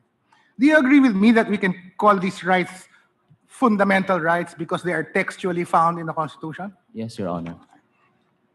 So I'm pushing now to what is the threshold issue before the court? And this is how I formulate it. And tell me if you agree with me.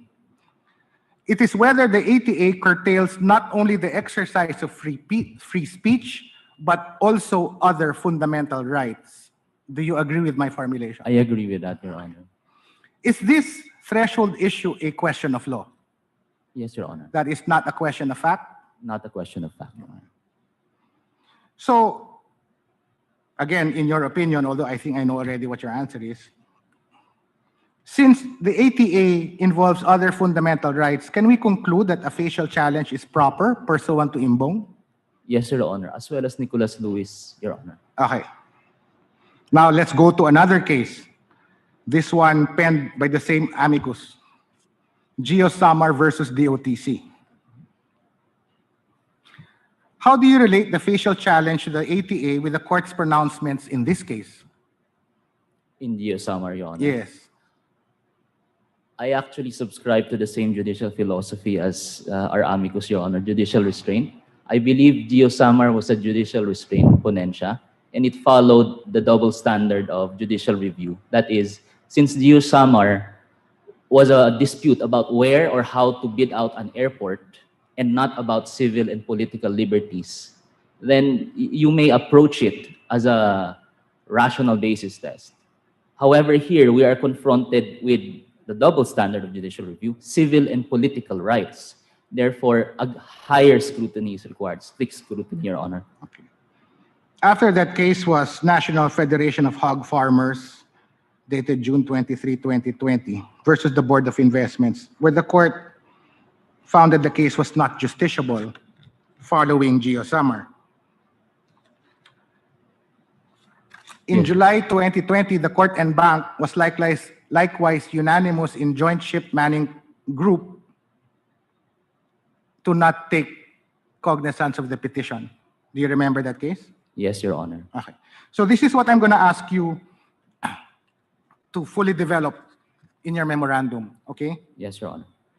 With these cases, Imbong, Spark, then you have Gio Samar, and then you have the hogs and the joint ship. Where do these petitions of yours, these 37 petitions, where do they situate? Okay? We will do that, Your Honor. I want a very robust discussion. We will do so, Your Honor. Okay. All right. Let me turn, Attorney Molo, to the case Justice Esmundo mentioned last week, Sessions versus Di Maya. That's a U.S. case? I believe so, Your Honor. Justice Kagan? Yes. He recognized the void for vagueness doctrines as being corollary to the principle of separation of powers. How do you understand this? Your Honor, void for vagueness offends due process on two respects. Procedural due process, because it does not allow fair notice of what conduct is being prescribed.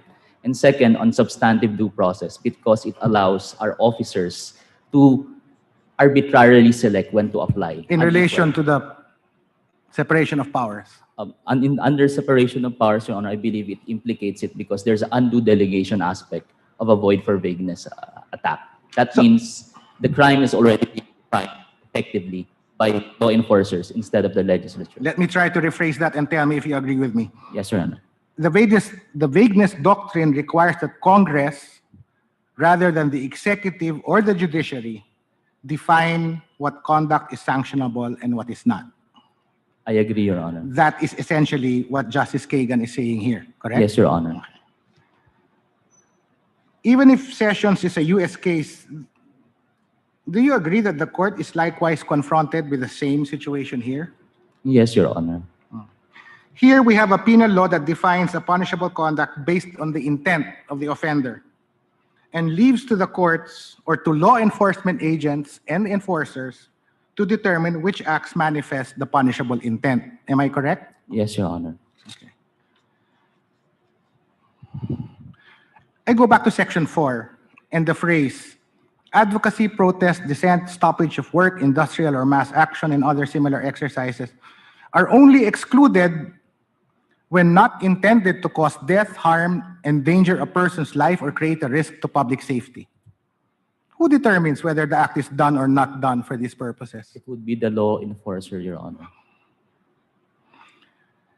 In a situation where a person is arrested by the police operatives and later on is hailed to court and the court rules favorably for the accused and acquits the accused, what happens in the meantime? He will be detained, Your Honor. Aside from that? He will be under trial, Your Honor. He will be deprived of this. What about his assets? Oh, they will be frozen, Your Honor. What about his communications? Under house arrest, Your Honor, everything is prohibited. Subject to surveillance? Yes, Your Honor. Okay. So, I arrive at the conclusion that it is up to the accused, that it is his burden to assert that he did not have the punishable intent under the ATA, correct?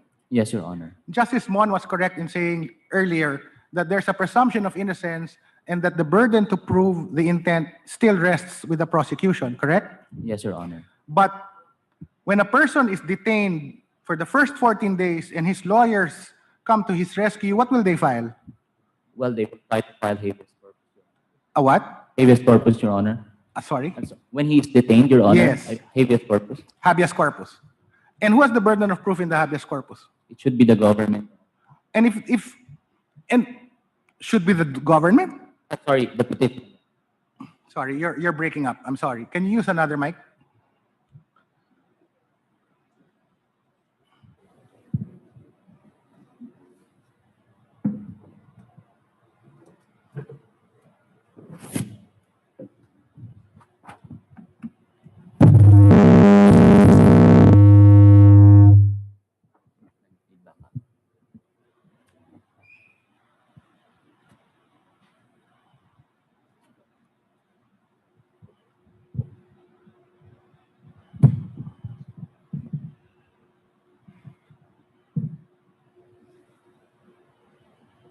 Hello.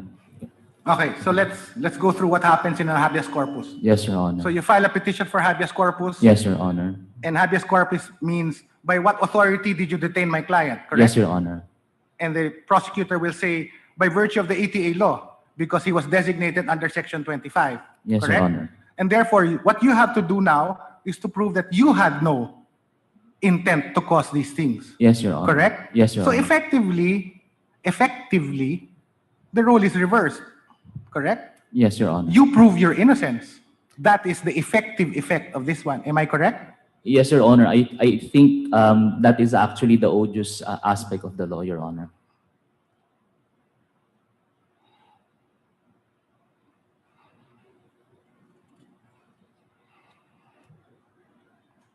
And what is the job of the court there in that habeas corpus case? What is the crucial question that the court has to satisfy itself with? Whether the detention is lawful, Your Honor. Whether there was punishable intent, correct? Oh, yes, Your Honor. Are there any minimum guidelines in the law to guide law enforcement in determining intent? As written, no, Your Honor.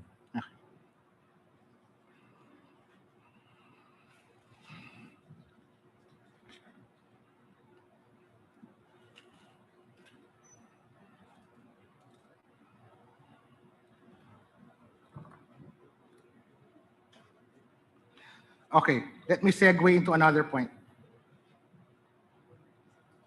One of the challenges you've raised is the constitutionality of Section 29, which grants the ATC the power to issue a written authority for the detention of a person suspected of committing terrorism, correct? Yes, Your Honor. For purposes of detaining that person for 14 days, extendable for another 10 days, correct? Yes, Your Honor. And that power is granted to whom? To the ATC, Your Honor. And what is the composition of the ATC? They are the secretary. They are chaired by the executive secretary, the secretary of information communications, mostly cabinet men, Your Honor, and part of the armed forces. What is the effect of a written authority like this? What happens to the person subject of that written authority? They will be detained for 14 days, Your Honor. Similar to a warrant of arrest. Yes, Your Honor. So, in terms of effect, it's the same. There's a deprivation of liberty, correct? Yes, Your Honor. Under the Constitution, who has the power to determine probable cause for the issuance of a warrant of arrest? Only a judge, Your Honor. That's Article 3, Section 2 of the 1987 Constitution, correct? Yes, Your Honor. Personally by the judge. Yes, Your Honor. In Salazar versus Achacoso, the court categorically ruled there that under the 1987 Constitution, only judges and no other may issue warrants of arrest, correct? Yes, Your Honor. But here we have Section 29, which grants the ATC, which is not a court, the power to issue a piece of paper that will effect a deprivation of liberty, correct? Yes, Your Honor. And if I may add, the IRRs made it worse because the IRRs for Section 29 actually say that even if there's no written authority yet, you can detain and then you can get it after. So if it walks like a duck, quacks like a duck, it must be a duck. It's the dog with a different color, Your Honor. I was using duck. Oh, yes, Your Honor. Okay. So, simply by virtue of the operation of Section 29, this court, is now confronted with an issue relating to a violation of the separation of powers, correct? Yes, Your Honor. Because on the one hand, you have the Constitution that says only judges can issue warrants of arrest. But here, this law says ATC can issue a piece of paper that effectively operates as a warrant of arrest. Am I correct? Yes, Your Honor. Actually, that is our key argument in separation of powers against Section 29 because the real proposition of the ATA is, can Congress, by simply citing a national security concern, get a core function of the judiciary and then turn it over to the executive branch? Okay. Would you consider this issue on the validity or constitutionality of Section 29 a question of law or a question of fact? It's a pure question of law, Your Honor. And therefore, can the court take cognizance of this and resolve this issue pursuant to its expanded power of judicial review?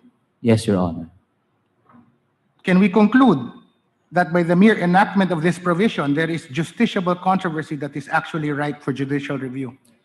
Yes, Your Honor, under the under the long-held doctrine of Pimentel v. Aguirre, which was recently reiterated by the Honorable Court through the esteemed Chief Justice in New Bilibid Prisons versus SOJ.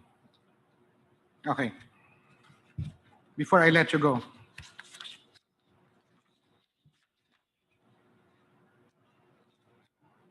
let me segue to designation and prescription. What is the difference? Can you educate me? Your Honor, designation is actually issued by the ATC, but prescription is supposedly through the Court of Appeals, Your Honor. Upon petition of the DOJ? Yes, Your Honor. So, what prescription is section what? 12? Sorry. It's 26, Your Honor. 26. So, the DOJ or the SOJ, my good friend, Secretary Guevara, he's a member of the ATC, right? Yes, Your Honor. Okay. Don't you think that it would be easier for him as the SOJ to merely designate a person as terrorist instead of having to litigate that issue before the Court of Appeals? Yes, Your Honor. So what's the difference between designate and prescription? Well, it seems to me designation already achieves the purpose of prescription. That's another argument we raised in our petition, Your Honor, because the ATA makes it appear that the judges or the CA has a role. But in terms of effect, we actually created a table that you can reach all of your targets through designation instead of prescription. So there is really no incentive to go through prescription, Your Honor. It's faster and it's virtually, as pointed out by the Honorable Justice, it's the same people. So when you designate, that allows AMLC to already freeze your accounts, correct? Yes, Your Honor. What is it about prescription that is not a consequence of a mere designation?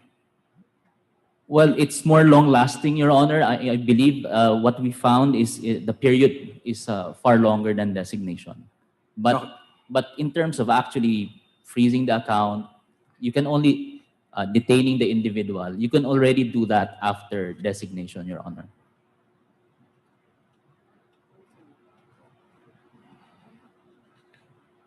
So they're the same, correct? Well, based on our study, Your Honor, earnestly, yes, Your Honor. That's why we made the argument.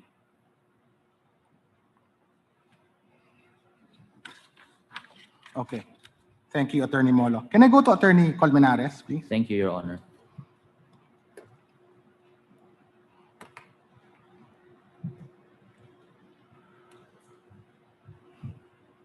Good afternoon, Your Honor. Good afternoon, Attorney.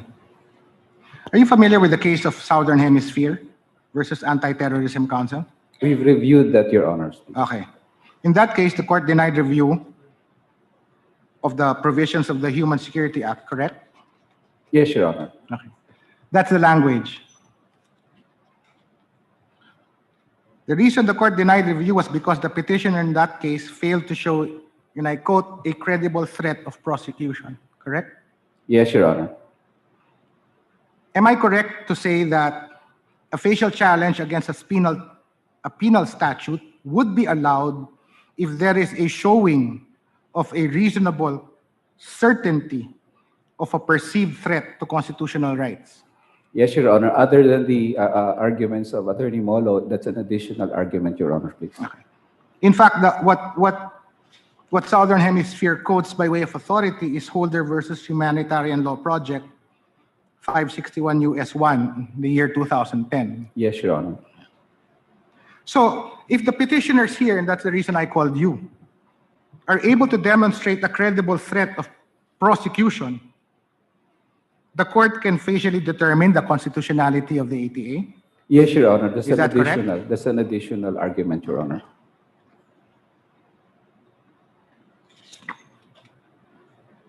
Okay. Under Section 25 of the ATA and Rule 6.3 of the IRR, the ATC may designate individuals, groups of persons, organizations, upon finding of probable cause that said entities commit or attempt to commit, to conspire, or participate in the commission of acts penalized under Sections 4 to 12, correct? That is correct, Your Honor. Has the CPP-NPA been designated as a terrorist organization? We read that the resolution number 12 was issued by the ATC designating the CPP-NPA as a terrorist organization, Your Honor. Okay. And since CPP-NPA has already been designated a terrorist organization, any person or organization that has some affiliation would also be subject to designation, correct?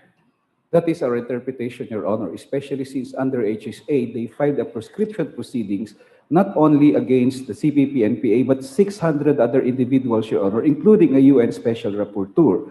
Those 600, Your Honor, that were whittled down by the court, saying that these are activists, these are dissenters, and so on. And the DOJ, I think, withdrew, and I think there are only 2 persons left, I think, in the prescription proceedings, although it was overtaken now by the ATA. That's why they probably don't need to go through with the proscription because, as mentioned a while ago, they can still achieve the same things through the administrative proceedings of, designation, Your Honor. I'm sorry, you have to educate me again. What proceeding are you talking about? Well, the basis for my assertion that it will include those related to, they think, related to... No. You mentioned a proceeding in the Court of Appeals? The DOJ filed an action already for prescription? RTC, Your Honor, under the HSA.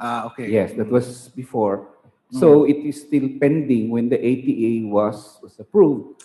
So we don't know if that will still prosper or not. But the fact is, they linked in the prescription proceedings a lot of activists, a lot of dissenters, Your Honors, which were later on dropped in the prescription proceedings. Then, Your Honor.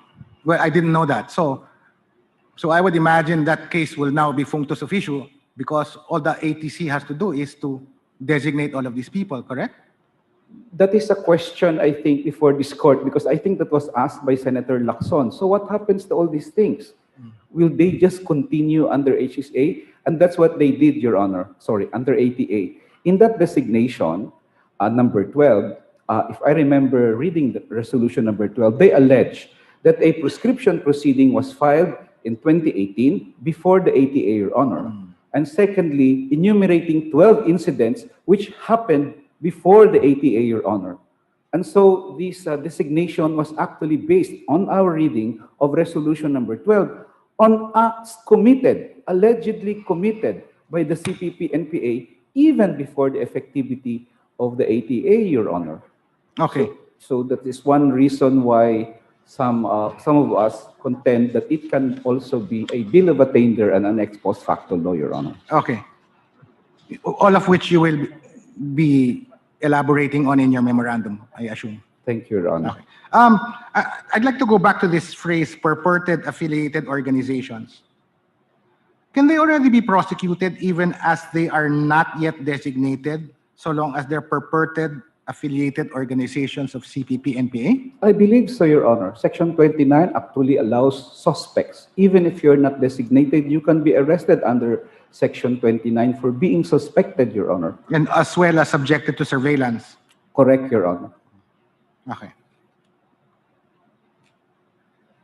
The clients of Professor Molo are distinguished members of the legal profession, and they filed suit to declare the ATA unconstitutional. My question to you is, does that mean that they are affiliated with the CPP and PA and therefore engage in terrorism? I don't think so, Your Honor. One of you, I don't remember who, I don't know if it's Attorney Cadiz, brought to our attention a social media post purportedly authored by Lieutenant General Antonio Parlade of the AFP. I understand that this post called on the public to be watchful of parties opposing the ATA. In fact, the post says, and I quote, "Very soon, blood debts will be settled, the long arm of the law will catch up on you and your supporters," close quote. First off, would you agree that posting this statement could be considered as an act intended to cause harm? Well, that's the interpretation, Your Honor, because many of those red tags have been killed or arrested, Your Honor. Before they were killed, there was been red tagging against them, Your Honor. And so therefore, if not only chilled, but of course the oppositors, because they were also threatened under this social media post, could feel that that was the intention, Your Honor. And that is why I think it was also a subject of emotion on the part of former Justice Carpio, Your Honor.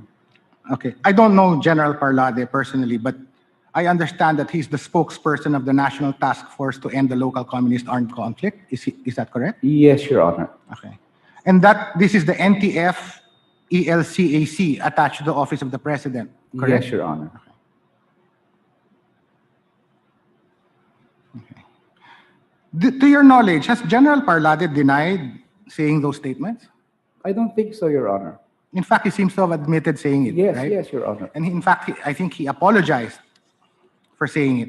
I don't remember the apology, Your Honor, but for us, the meaning of an apology is this: if you apologize but will not promise to stop your red tagging, then that apology is not sincere, Your Honor. Okay. The only sincere apology is when you also say, "I will stop red tagging people henceforth." Well, I'm referring to a Manila Times article, the favorite newspaper of Justice Marvick, which quotes General Parlade as stating that he erred in posting about the groups challenging the ATA. Would you agree that the fact that General Parlade has contradicted himself in calling petitioners as terrorists supports the claim that the ATA is vague? Yes, Your Honor. Because if it was easy to interpret and to understand, then no such mistake would be made, right? Yes, Your Honor. Would the exercise of one's right to seek judicial relief by questioning a purportedly unconstitutional law constitute terrorism? No, Your Honor. But that's the problem of the ATC, Your Honor, if I may add. The ATC is composed of the most powerful agencies in the country. They practically regulate the entire society. The ICT on all communications, AMLC on all financial business transactions, of course, PNP, AFP, and even DOLE is part of that, Your Honor, on labor and business. And their statements, Your Honor, really matter a lot. They have the awesome powers of prosecution, Your Honor. That is why it really causes a lot of dismay on those victims of red tagging charges made by members of the ATC, Your Honors. Excuse my next question, Attorney Colmenares, but have you yourself been red tagged? Yes, Your Honor. In fact, in the sense that they publicly admitted that I am under surveillance, and that they've said, they allege that even in the Senate, Your Honor, and we've answered that forcefully in the Senate, Your Honor, that where is your evidence? We've always asked them, so why don't you file cases in court, Your Honors? Let me ask you personally then, do you feel that there is a credible threat of prosecution hanging over your head? Yes, Your Honor. The fact that many of our activist colleagues have been dispersed in rallies, Your Honor, on the ground that they endanger lives and public health, or on the red tagging on us, and the public statements of surveillance and the allegations that we are CPP, NPA, are all does not provide us comfort, Your Honor. In fact, it continues to chill us. That is the reason why we believe that is a credible threat of prosecution, Your Honor. All right. Thank you, Attorney Colmenares. Can I ask for Professor Molo again? Thank you, Your Honor.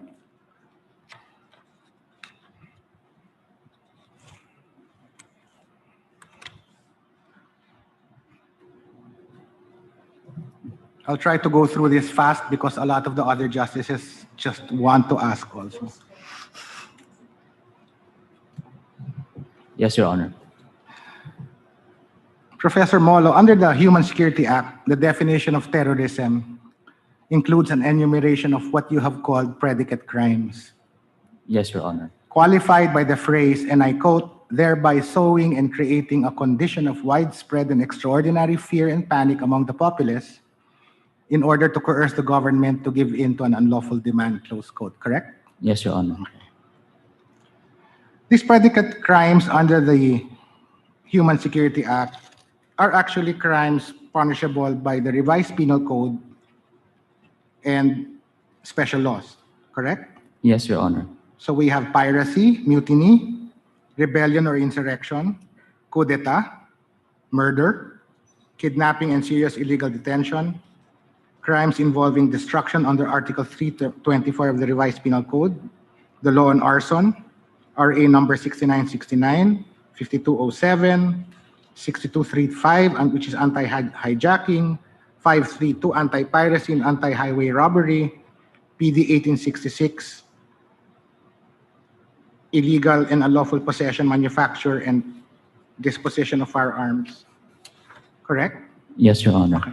And all of these crimes, since they are defined by the revised penal code or by the special law, they have specific elements, correct? Yes, Your Honor. Okay. So, for example, in the crime of piracy, one of the elements is that the offenders attack or seize the vessel. Yes, correct? Your Honor. In rebellion or insurrection, one of the elements is a public uprising and taking arms against the government, correct? Yes, Your Honor.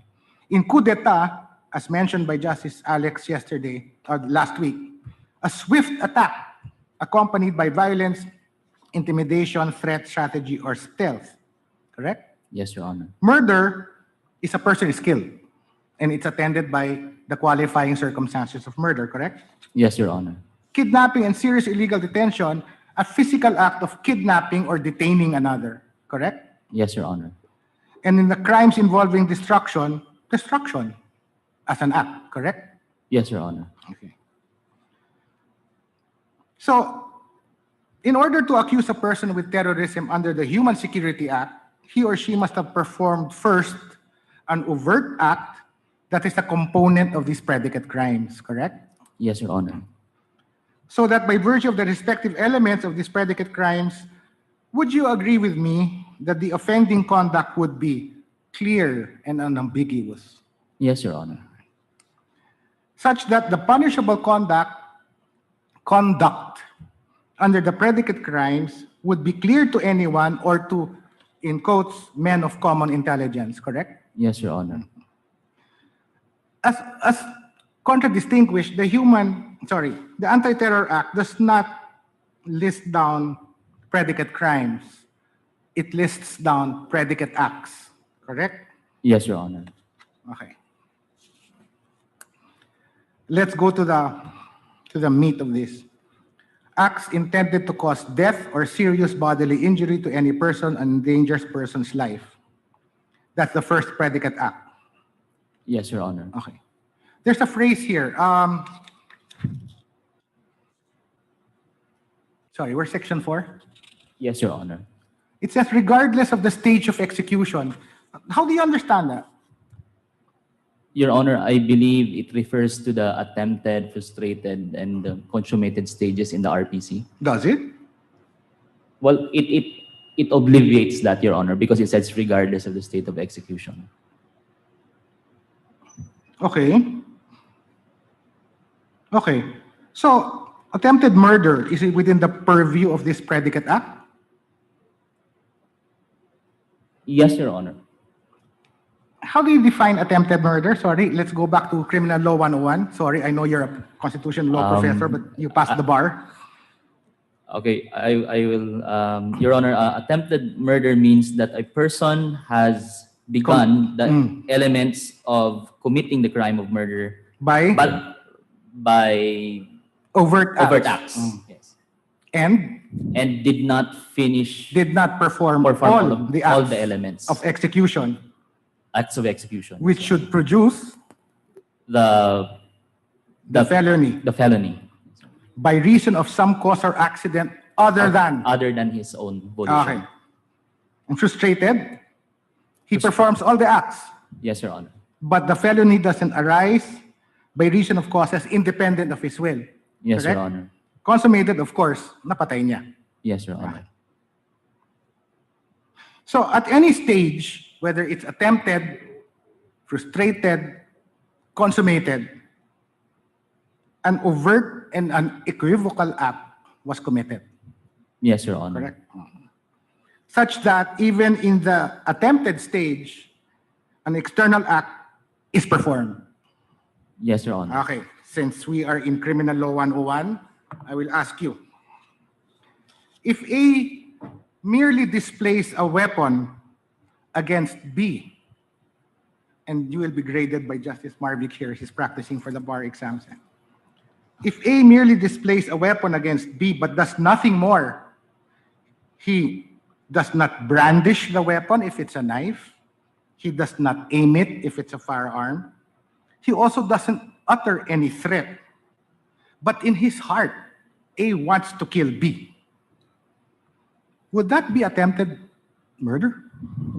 Without an overt act, no, Your Honor. It's not. Yes, Your Honor. Okay. Because intent is? Intent is in the mind, Your Honor. Yes. So until that point where there is an overt act that is committed, we cannot even begin to talk about attempted stage, correct? Yes, Your Honor. Okay. So where A in our situation merely thinks, desires, wants to kill B, but does nothing, there is no crime. Yes, Your Honor.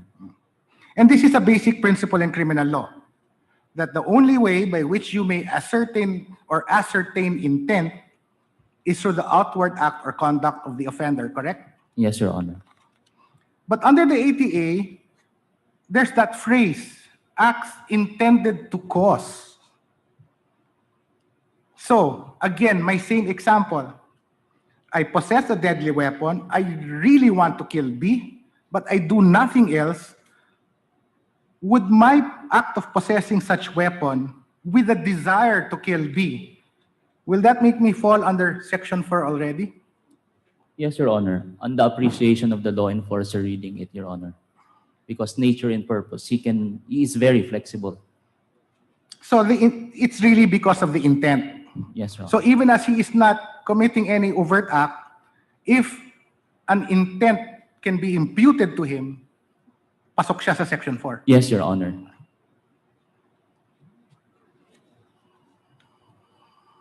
This applies as well to Sections 4B and 4C? I believe so, Your Honor. So, again, I go back to the phrase, regardless of the stage of execution. All right? Remember my example. He has not done anything except possess with a desire in his heart, and yet he falls under Section 4 according to you. In that particular case, the law enforcer says, no, you have the intent. So what does that mean? Regardless of the stage of execution. Your Honor, it covers anything, even if you have not done any overt act. And that's what really makes it vague, Your Honor. If I may, what you just described, Your Honor, is also punishable under Section 6. Merely possessing. So the threshold for the predicate acts under the ATA, can we say that it is lower than Yes, Your Honor. It goes way beyond in time in terms of attempted. All right. Parang Minority Report, Your Honor. The movie. Okay, that is one of my favorite movies. Huh? Yes, Your Honor. It reminds me of that movie. Okay. Aside from these predicate acts, Section 4 requires specific purposes, correct? Yes, Your Honor. Should be to intimidate the general public or a segment thereof, to create an atmosphere or spread a message of fear, to provoke or influence by intimidation, correct? Yes, Your Honor. So unlike the Human Security Act, widespread panic or fear is no longer necessary. Only the intimidation of the general public is enough. Yes, Your Honor. And for determining these purposes, you likewise have to go into the intent of the perpetrator. Do you agree? Yes, Your Honor. Okay. Again, is there a criteria on when, for instance, the government is intimidated or provoked? Well, there's none on the face of the law, Your Honor. In the IRR? None, Your Honor. Is there a criteria on when public safety is undermined? None, Your Honor. IRR? None, Your Honor. Is there a criteria when there is an atmosphere of fear under the law? None, Your Honor. Under the IRR? None as well. Is it even necessary that the purpose is actually achieved? No, Your Honor, as long as it's intended to cause.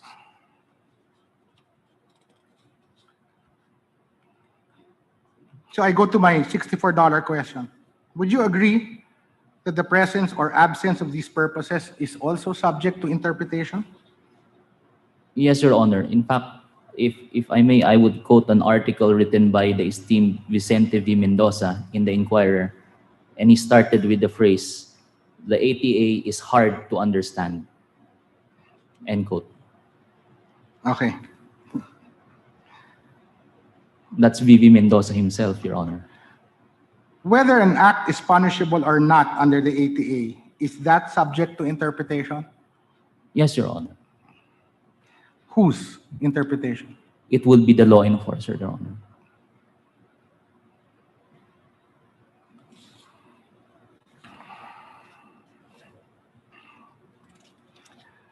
This is my own sense of what happens. Operationally, or as things happen on the ground, the law officers will deduce, will conclude in their minds that an act that is being done in front of them has a bad intention. Yes, Your Honor. And on that basis, on the language of ATA, they will be fully authorized to effect an arrest. Yes, Your Honor. And detain that person for 14 days plus an additional 10 days, during which time he is allowed to look for evidence to show na, oops, tama pala yung aking hinala. Yes, Your Honor. That's what it means. Yes, right? Your Honor. But in the meantime, the person is incarcerated for 24 days. Yes, Your Honor. And later on, if the court says, oy, Mr. Policeman, walang basis yung hinala mo, how do we recompense this person for the 24 days of deprivation of liberty? None, Your Honor. It has been obliterated, Your Honor. And there's no liability. Article 125 does not apply here. And even during those 24 days, his assets are frozen. Yes, Your Honor. Everything stops. Yes, Your Honor. So, going now to people who dissent, and I have a lot of experience there, together with Justice Murphy. Anybody who dissents or exercises fundamental liberties, can they be already subjected to surveillance and interception under Section 16? Yes, Your Honor. Faced with these repercussions, those who want to speak or to exercise their right to free speech, they would have to ensure that their expression does not come within the scope of the purposes enumerated in Section 4, right? Yes, Your Honor. Or would they simply err on the side of caution and not say anything anymore? That is already happening, Your Honor. What do you call that effect? It's called chilling effect, Your Honor.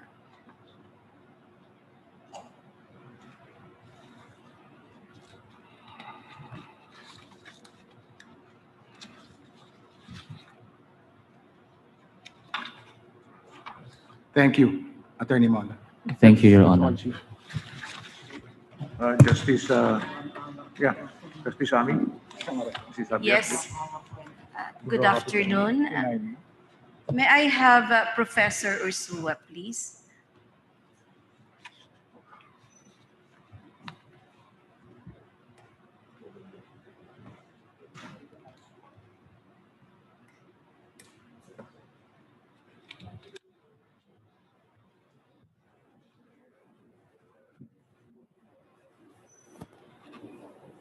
Good afternoon, Your Honor. Good afternoon, Professor Ursua.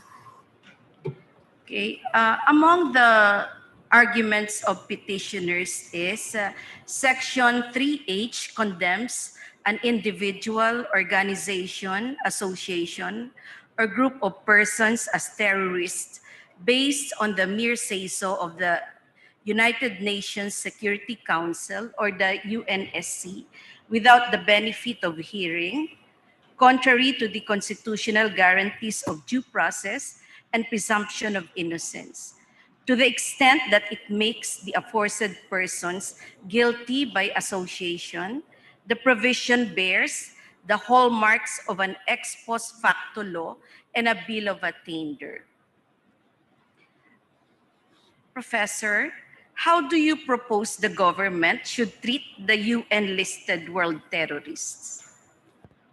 Your Honor, let me just say that the consolidated list of the Security Council has been the focus of extreme criticism from many scholars. And in fact, there's been a pushback from international tribunals, international and domestic tribunals. For example, the So European... how should the government you propose should treat this UN-listed world terrorists? Your Honor, there should be no automatic adoption. No automatic Yes, Your adoption. Honor. So do we have the duty to verify or validate this list? Your Honor, we believe that Yes. the Philippines should do that. Yes, okay. So should we summon the UN suspected terrorists one by one into our country to make the verification? Your Or Honor, should we just first wait for them to come on their own? Your Honor, that the last one could certainly be a choice, Your Honor. But in any case, automatic adoption by the law should not be done, Your Honor. All right, and validation is a must. Yes, Your Honor. Yes, As all right, and illustrated- you only would like to give government a window how it will do the validation or Yes, Your Honor. verification. Very well. Okay, once they're here, what are we going to do with them? Your Honor, are you asking me if Yes, the law I am enforcement... asking you, once they're here, how do you propose we should do with them? What should we do with them? Your Honor, there are several choices that the government can do. Perhaps the government can make a preliminary investigation. So who should investigate them? Your Honor? Who should investigate them? The government? Intelligence agencies can do that, Your Honor. Law enforcement agents. All right. Intelligence agencies, law enforcement agents. All right, very well. So what do you think the UN Security Council did before it came out with the identification and inclusion of these persons or associations on the list of world terrorists? What did it first do? If at all it did something before the inclusion of this so-called terrorists on the UN lists? My understanding, Your Honor, is that under the 1267 and the 1373 resolutions of the UN Security Council, states are able to give names to be included in the consolidated list.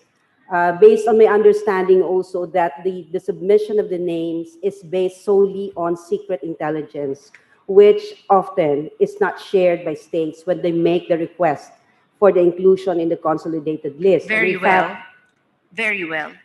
All right. So, do you think the UN Security Council and all the states that provided the names of suspected world terrorists, of course, they did not just pick these names randomly without a prior, let alone thorough verification using the most advanced and sophisticated means available to them, especially to the 5 superpower members of the Security Council, right? My opinion, Your Honor, is that cannot be assumed. In some cases, So we doubt, there is doubt that they may have erred or they may have been reckless. And they may have used crude means in arriving at this list. I'm saying, Your Honor, that we cannot assume how Yes. the names or what was the basis for the submission of the names, because in cases decided, for example, by international tribunals, the states that were asked to provide the basis Yes, for we the cannot listing. even assume due diligence. We cannot assume, Your We Honor. cannot presume due diligence. We cannot assume regularity. Yes, Your Honor. Yes. All right. In terms of verification, what else do you think we still can do, which the 5 superpower members of the UN Security Council or the providing states overlooked or failed to do? In one decision, there was a, or rather in one study, there was a suggestion that there could be a bilateral dialogue or discussion So between my question I would like to repeat is, what is it that we still can do that the UN Security Council and even the states providing the names of the suspected terrorists failed to do before they came up with this list? That us, the Republic of the Philippines, is the only one which can do. Your Honor, that was my point earlier when I said we cannot assume that due diligence was in fact done in each particular case when the listing was made. Secondly, if there is no judicial scrutiny, for example, of the basis of the designation in the consolidated list. So we cannot also assume what our country, little as it may be, can still do or not do. Well, Your with Honor, respect to the validation or verification of these lists. Your Honor, I believe maybe we could change your microphone.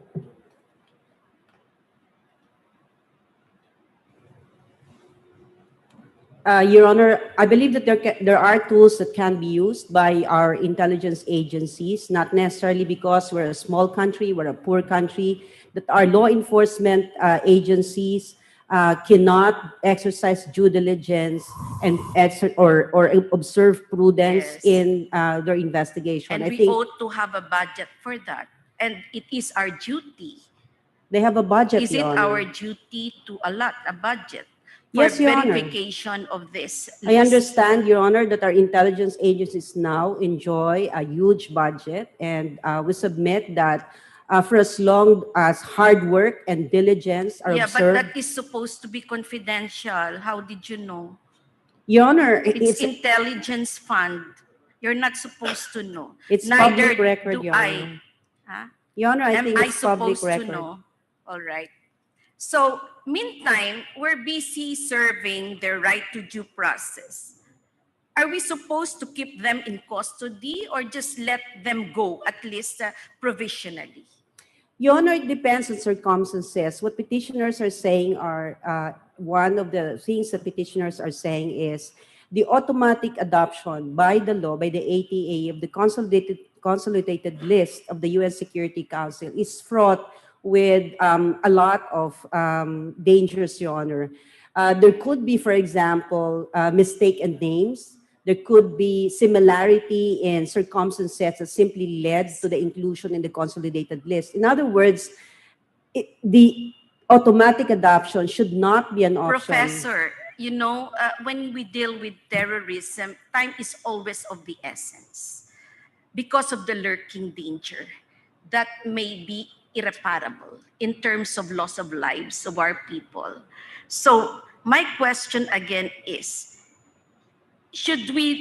what are we going to do with them? Meantime that we are validating their inclusion on the list, are we going to keep them in custody or let them go, at least provisionally? Based alone on the fact that a person is listed on the UN World List of Terrorists? Your Honor, our authorities would have the option, for example, of preventing entry into the country. But it doesn't mean that we adopt automatically the consolidated list. So we are not, so those that are on the list are not automatically barred from being accepted into our country. I'm saying, Your Honor, that it could be an option. Yes, it is. So they're not automatically barred, right? Not all of them. It's the option of the state. Yes, Your Honor. All right. So if the state, assuming that the state allows their entry and provisionally let them go, meantime that the state is investigating or validating his or her inclusion in the list, will that not unduly expose our people, our children, women, men, old, and young alike to grave irreparable danger that may even result in a heavy death toll in tens or even hundreds or thousands of lost lives? In the first place, Your Honor, if there was that danger, then our authorities should decide not to allow entry into our territory. Can you actually perceive a possibility that the state will err in its judgment? Whether, if our line is this, that we're going to validate first, is it at least even just a 1% possibility that the state, in making a judgment call whether to accept or not, or whether to release in the meantime or detain in the meantime, can commit an error that will be irreparable? Yes, Your Honor, that definitely is a possibility. Yes. So would you agree that even the most doubting Thomas in the world cannot say with absolute certainty that the threat of terrorism coming from these UN tag terrorists or even the domestic Kalitag terrorists will never happen? We cannot say that, Yes, Your Honor. no certainty at all. That is correct, Your Honor. Because there will always be at least a 1% possibility that the threat coming from these people can actually translate into a massacre of people, coming from explosives, chemical warfares, and other sophisticated lethal means. So when this happens, all right, and the state is itself shocked because it hesitated, all right, it doubted. Can the Republic of the Philippines, the state of the Republic of the Philippines, spend the rest of its life regretting why it ever doubted and allowed the massacre to happen? Your Honor, I think what could be done and what should be done is for our intelligence agencies to do the hard work. But it does not mean that our government should resort to shortcuts and to violations of constitutional rights. That is what we're saying. But even with the most sophisticated intelligence, of course, we don't have that here. The intel intel gathering. Perhaps we have not reached that point of utmost sophistication. There is always that possibility that the state will err. But it's better to err on the side of caution than play with fire. Because with fire, we might burn. Let me just say, Your Honor, that all of us petitioners believe that fighting terrorism is a noble cause. And we believe that we should fight against terrorism. Our problem, Your Honor, is in the fight against terrorism, our government has chosen to pass a law that violates constitutional rights and also its international human rights obligations. That's our problem, Your Honor. All right. There are other ways of fighting against terrorism. All right. But how to fight terrorism is a political question. It is not you, not me, not this court, which will decide the means by which to fight terrorism. It belongs to Congress and to the President, who are the duly elected representatives of the people, subject, of course, to certain requirements. All right. So, do you have statistics so far on the statistics? How many bombings have we had since 1971 to 2019? No, Your Honor. Do you have? No, Your Honor. Okay, I'll give it to you. It's 78. From 1971 to 1991. Those that have been reported and are known. All right? And thousands of lost lives and thousands of injured. Okay, so where there is a clash between one's right to unrestrained liberty on one hand and the right of the general public to safety and protection on the other, which one should be prioritized by the state? Your Honor, with due respect, Your Honor, we do not believe that this is a case of unrestrained liberty in conflict with the interest of the state. No, I have not reached that point yet. My question is, there are no facts yet.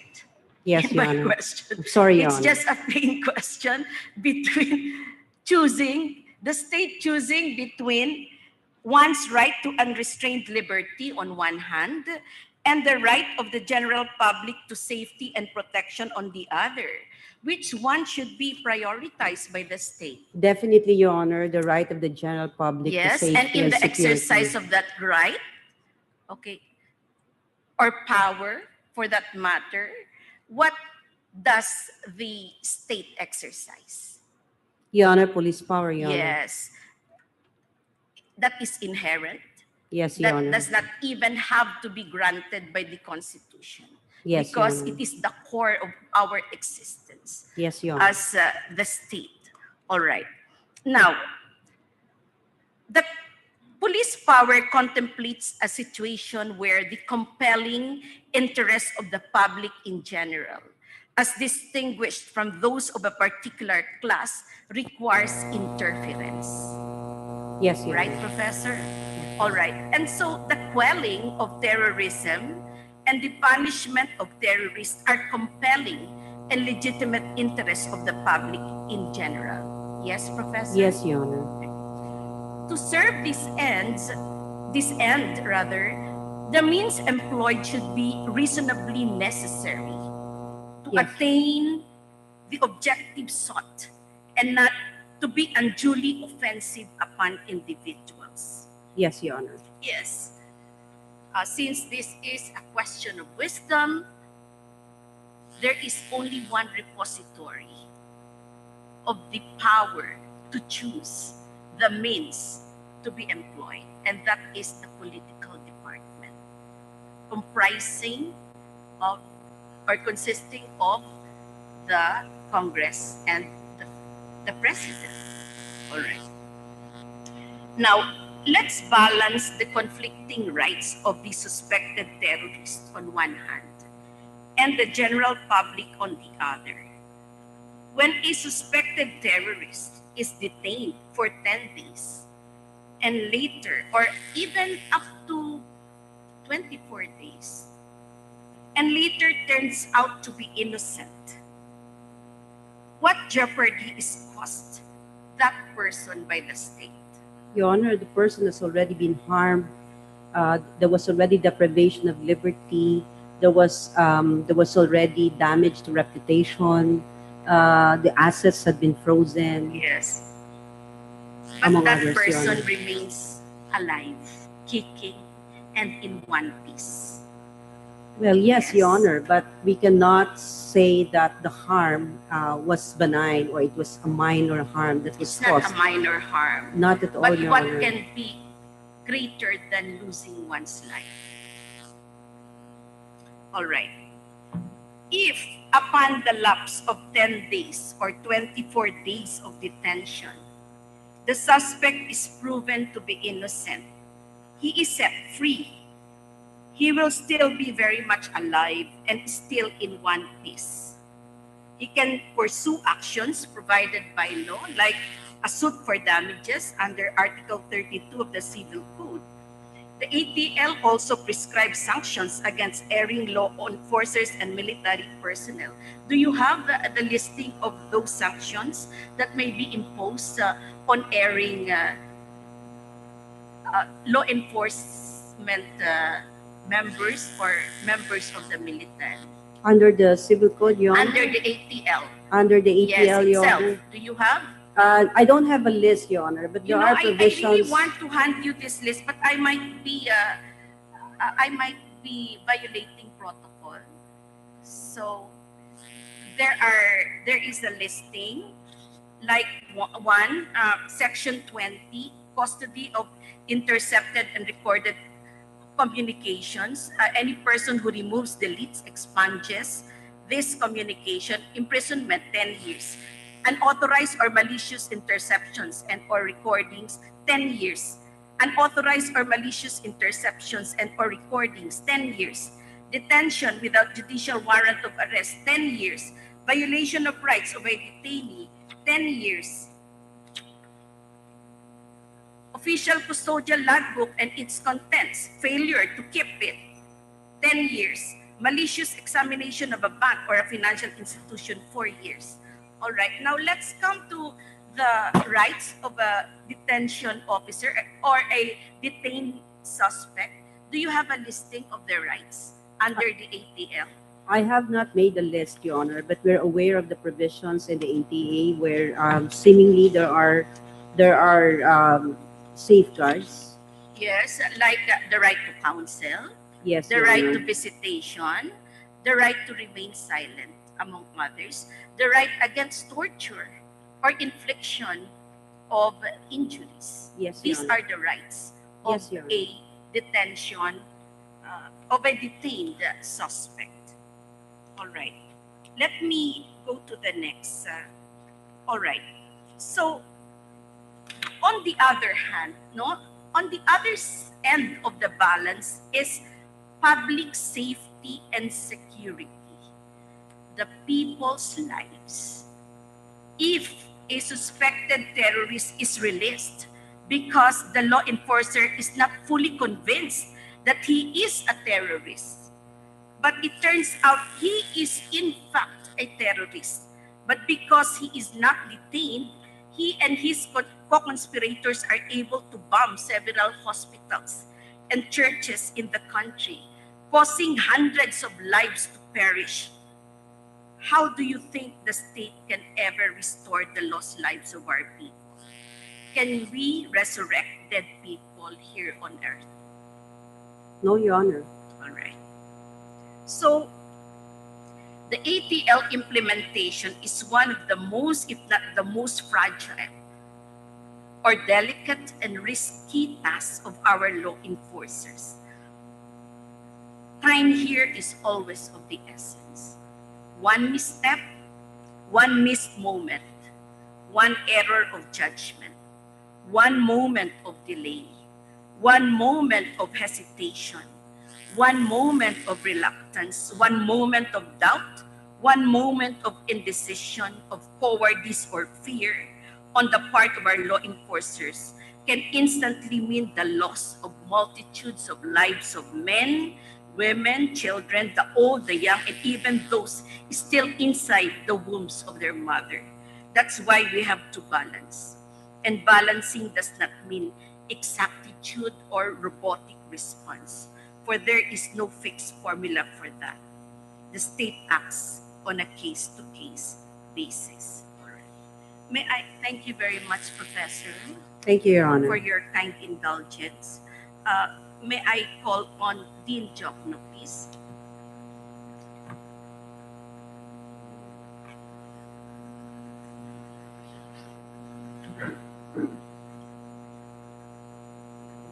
Good afternoon, Dean. Good afternoon, Your Honor. Dean, before the revised penal code,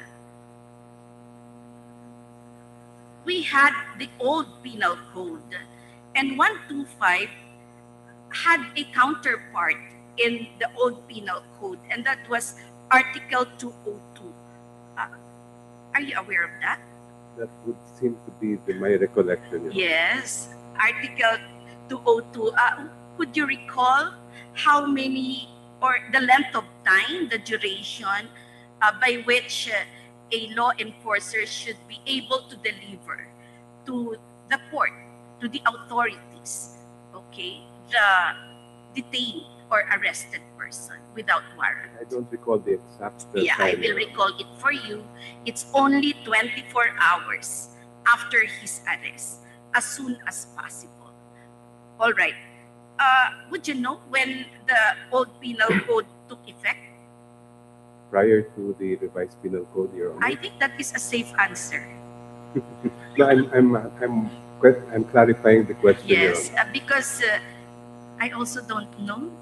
I cannot find it in the books, the effectivity of the old penal code. I believe that is sometime in the 1880s. No, if I'm I not think in mistaken. 1930, Chief Justice, the new revised penal code, Chief revised penal code, did it take effect 1930? 32. Huwag ka magalit. Huh? Okay, yes, whatever, yes. So, 1932. Oh, you were not yet born, I suppose. No, Your Honor. Neither was I. All of us were not yet born. All right.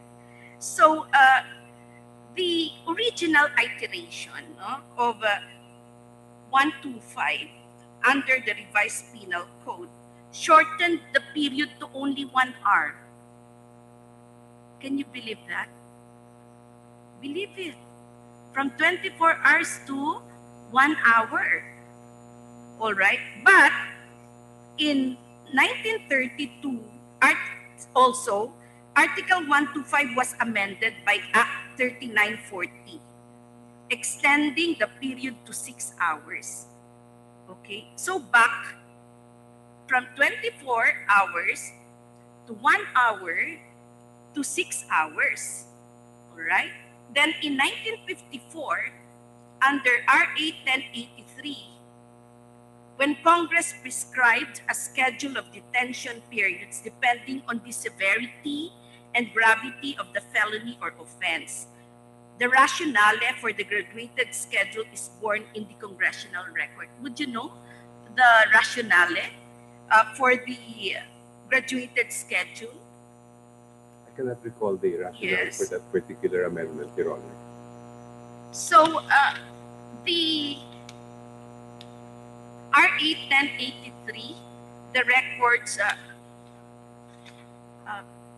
bore the rationale, the reason why these extensions were granted. According to Congress, these extensions, it is believed, are justified by past experience. It has been observed that the period of 6 hours indiscriminately applied to all cases is inadequate. for the purposes of study and of filing the corresponding complaint or information for serious offenses. Hence, it has been thought advisable to make the periods allowable detention increase with the gravity of the offense. The proposed extension would work a great stride in the proper prosecution of malefactors, for the public prosecutors will be given more time within which to properly study and prepare the complaints or information to be filed by them. And such proper study and preparation will in turn do away with unjust complaints which are so hurriedly filed if only to comply with the 6-hour period provided under the present law. That was the rationale.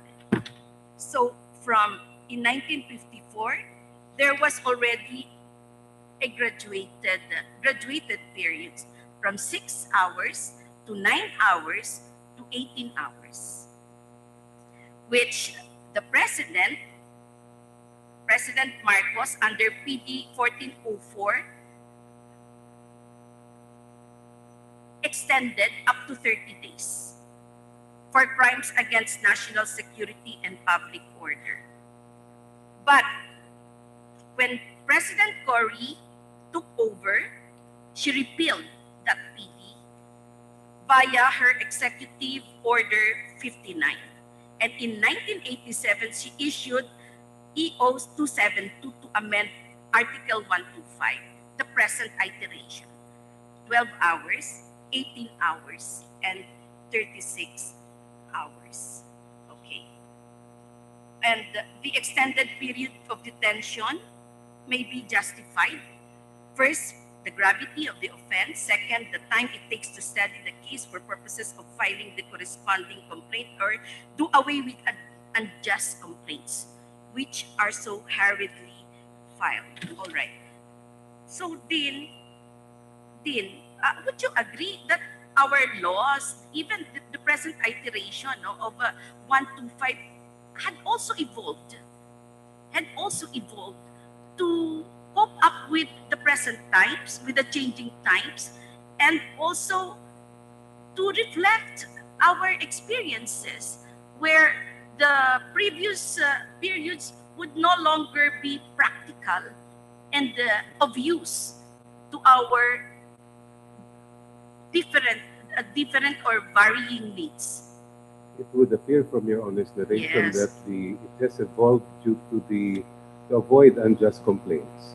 All right. So we continue. So 125 actually is a work in progress. Don't you think so? Do you think that Article 125 in its present iteration will just stay like that forever? Well, as far as the present situation is concerned, I don't see any reason why that particular law should be amended. We cannot see and we cannot foretell what situation would actually warrant, all right, an amendment of this law, because it's only Congress that will determine that. Because as far as amending the law is concerned, is not sacrosanct. Just like any other law, it may be amended. It can be repealed, it can be amended, etc. It's all right.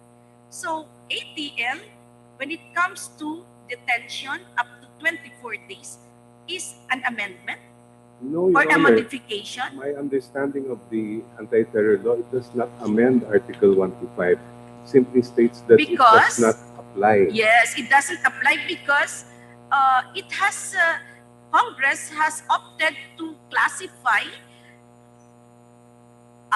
terrorism as a sui generis. Well, our problem, if I may, Your Honor, with respect to that 14 and 24-day detention in Section 29 of the anti-terror law, is that according to the Senate deliberations, it was to give the government sufficient time to build a case. Collate evidence, yes, Your Honor, and even to prevent unjust prosecution. However, Your Honor, Section 29 clearly refers to arrest without warrant.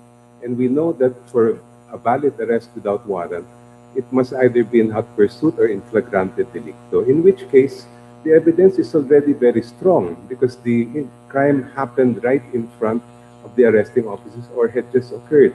And therefore, there would be no need for a 14 or 24-hour day period to build the case because by the mere fact of arresting them in the act, Yeah. the evidence is more than enough But to you know, file the not case. everyone that is arrested in flagrante delicto is convicted.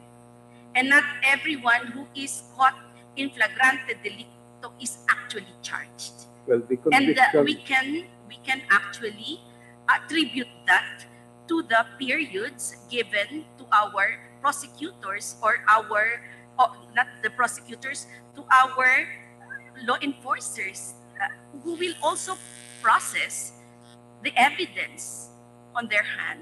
I would respectfully beg to disagree, Your Honor. Perhaps there were no convictions because the witnesses did not appear or there were other circumstances that prevented the conviction. But as far as the in flagrante evidence is concerned, it's already there. The arresting officers saw the crime occur in front of them, and therefore there's really no other evidence to gather as far as... When the law enforcer says that I caught him in flagrante delicto, are you going to believe that instantly? You still go by the evidence. Maybe from the point of view of that law enforcer, oh, he is committing it in flagrante delicto. Huh? But the prosecutor sees otherwise. The judge sees otherwise. So it is not the say-so of the law enforcer. When the law enforcer says, this is it, that is it.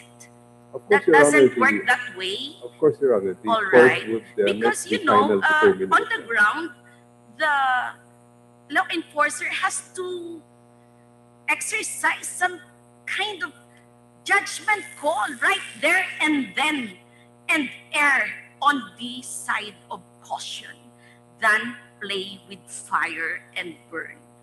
Okay, so thank you. Would you like something else? So, I would not yes, you can actually you can actually discuss further in your memorandum. Thank you very much, Steve. Thank you. All right. Chief, sandali. Last, Professor Molo. I have 5 minutes, Chief.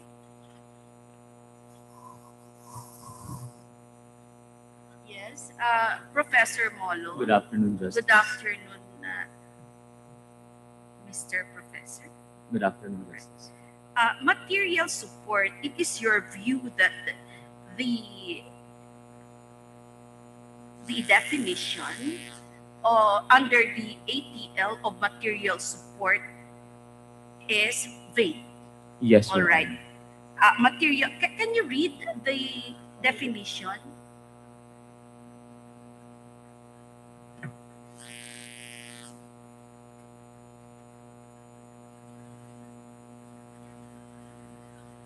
Material support, Your Honor, providing material support to terrorists. Any person who provides material support to any terrorist individual or terrorist organization, association, or group of persons committing any of the acts punishable under Section 4 hereof, knowing that such individual or organization, association, or group of persons is committing or planning to... Material support, are we sorry. on the same page? Yes, material yes. support. You said it is your view that material support as defined by law is vague? Yes, Your Yes. Honor. That's our submission. Excuse me, Chief Justice, excuse me. I don't think I will be able to finish even one question for Attorney Molo. Chief, with your indulgence, may I just continue next session? Thank you. Thank you, Justice. Is the National Security Advisor here? Okay. Sorry, we are not able to acknowledge you earlier. Put on record that the National Security Advisor is present. General Hermenes Esperon, Secretary Esperon. Now, because it's already 5:30 in the afternoon, we might as well continue next Tuesday. Yes, sir. Yes, Congressman.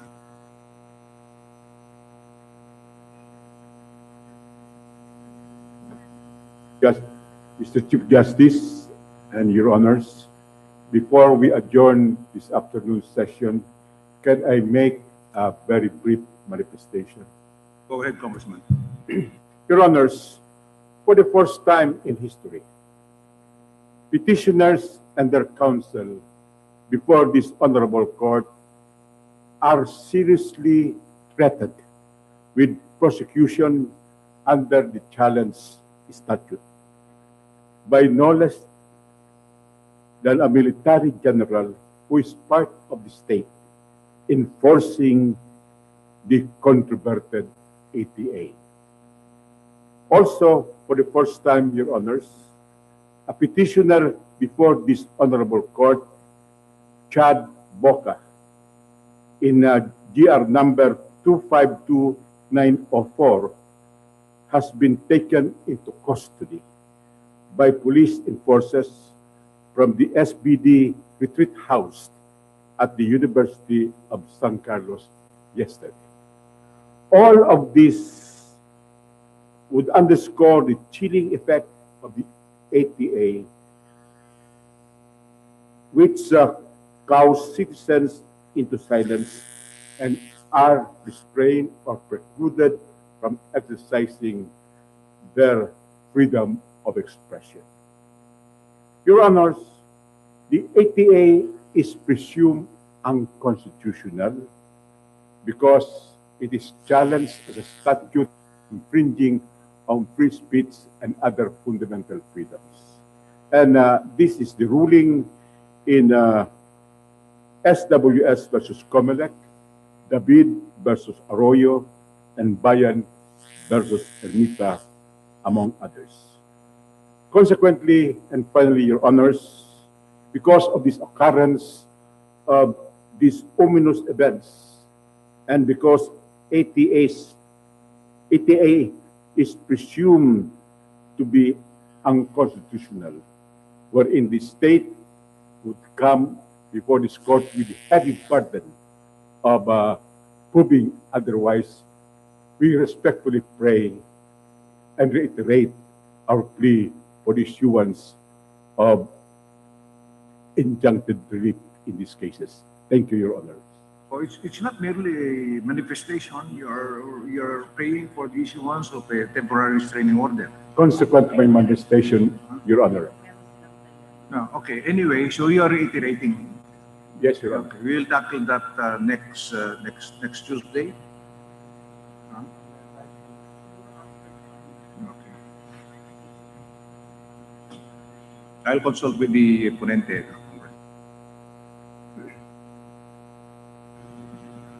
Oh yeah. Okay. Okay.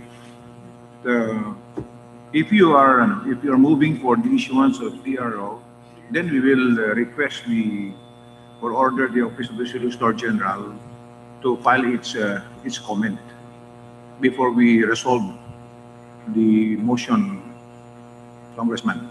That will be all right? Yes, Your Honor. We are just reiterating what we have previously prayed for, and the joint motion of the petitioners for the issuance of TRO. I don't know whether on record the Solicitor General has already answered that motion.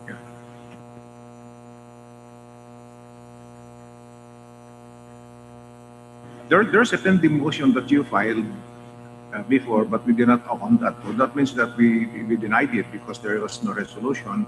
But you are alleging other matters now. There are supervening circumstances. Yes, supervening. So so that the Office of the Solicitor General will be also properly assess of the allegations in your application for TRO. May we just request that you put it in writing? Yes, Your Honor. And then we will, after the receipt of your prayer for rescission of TRO, then we will require the OSD to submit its comment. And thereafter, we will consider the motion submitted for resolution. Yes, Your Honor. Okay, so please do it. We will, Your Honor. Okay. Okay. Thank you, Your Honor.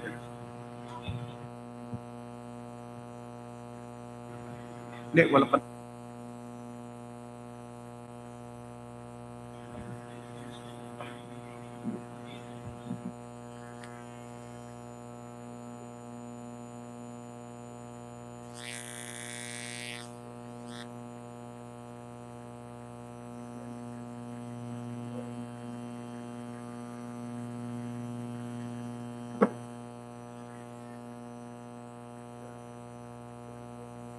Anyway, we just file a formal motion, no? Formal application, and then indicate the allegations in the, you indicate your reasons rather, or state in your reasons, and then copy furnish the office of the Solicitor General. But, yes? That will be all right? Yeah, Chief, may I suggest that the movement be given a period of 48 hours to file the corresponding pleading, and then for that pleading to be personally served to the Solgen, who shall be given the same period of time, or at least until Monday noontime, to file a comment, so that by Tuesday, the court will be able to tackle the matter. Thank you, Chief.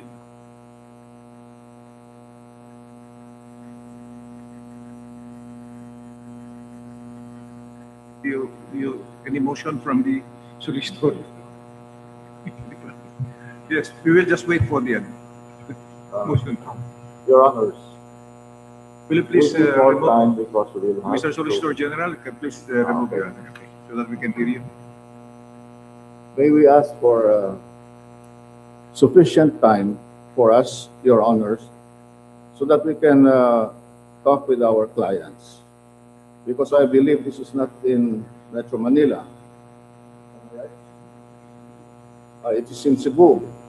So it will take us some time, Your Honors, so that we can go deeply what happened really. 10 days will not be sufficient?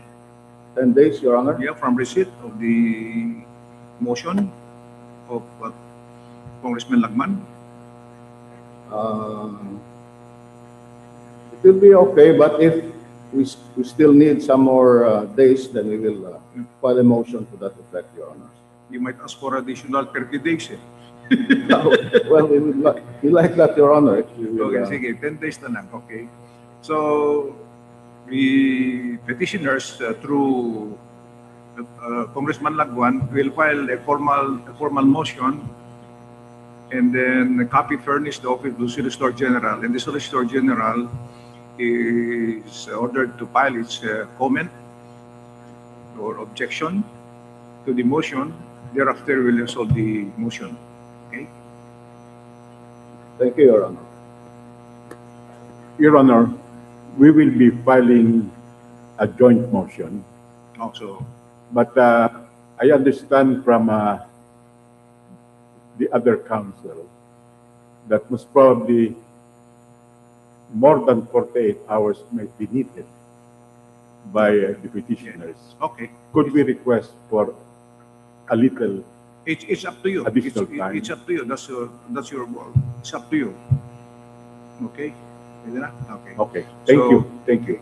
So due to lack of material time, being already 5:30 in the afternoon, and the justices have still questions to us on the petitioner's counsel, the hearing is hereby suspended and resumed on February 26 at 2 o'clock in the afternoon. Paragraph as prayed for by the petitioner's counsel, they are hereby ordered to file the formal motion or petition for the issuance of a temporary restraining order or preliminary injunction, furnishing copy thereof the office of the Solicitor General, and the latter is hereby given 10 days from receipt of the motion or petition, within which to submit its comment or objection. Thereafter, the motion and the corresponding comment or objection shall be submitted for resolution. So order. That will be okay? Okay, sige. So next hearing is February 23 ba yun? Oh, yeah, I'm sorry, it should be February 23 at 2 o'clock in the afternoon. Yeah, 23. not 26, sorry. So February 23. So there being no other matters to be taken up in this afternoon session, the session is hereby adjourned. All rise. Please.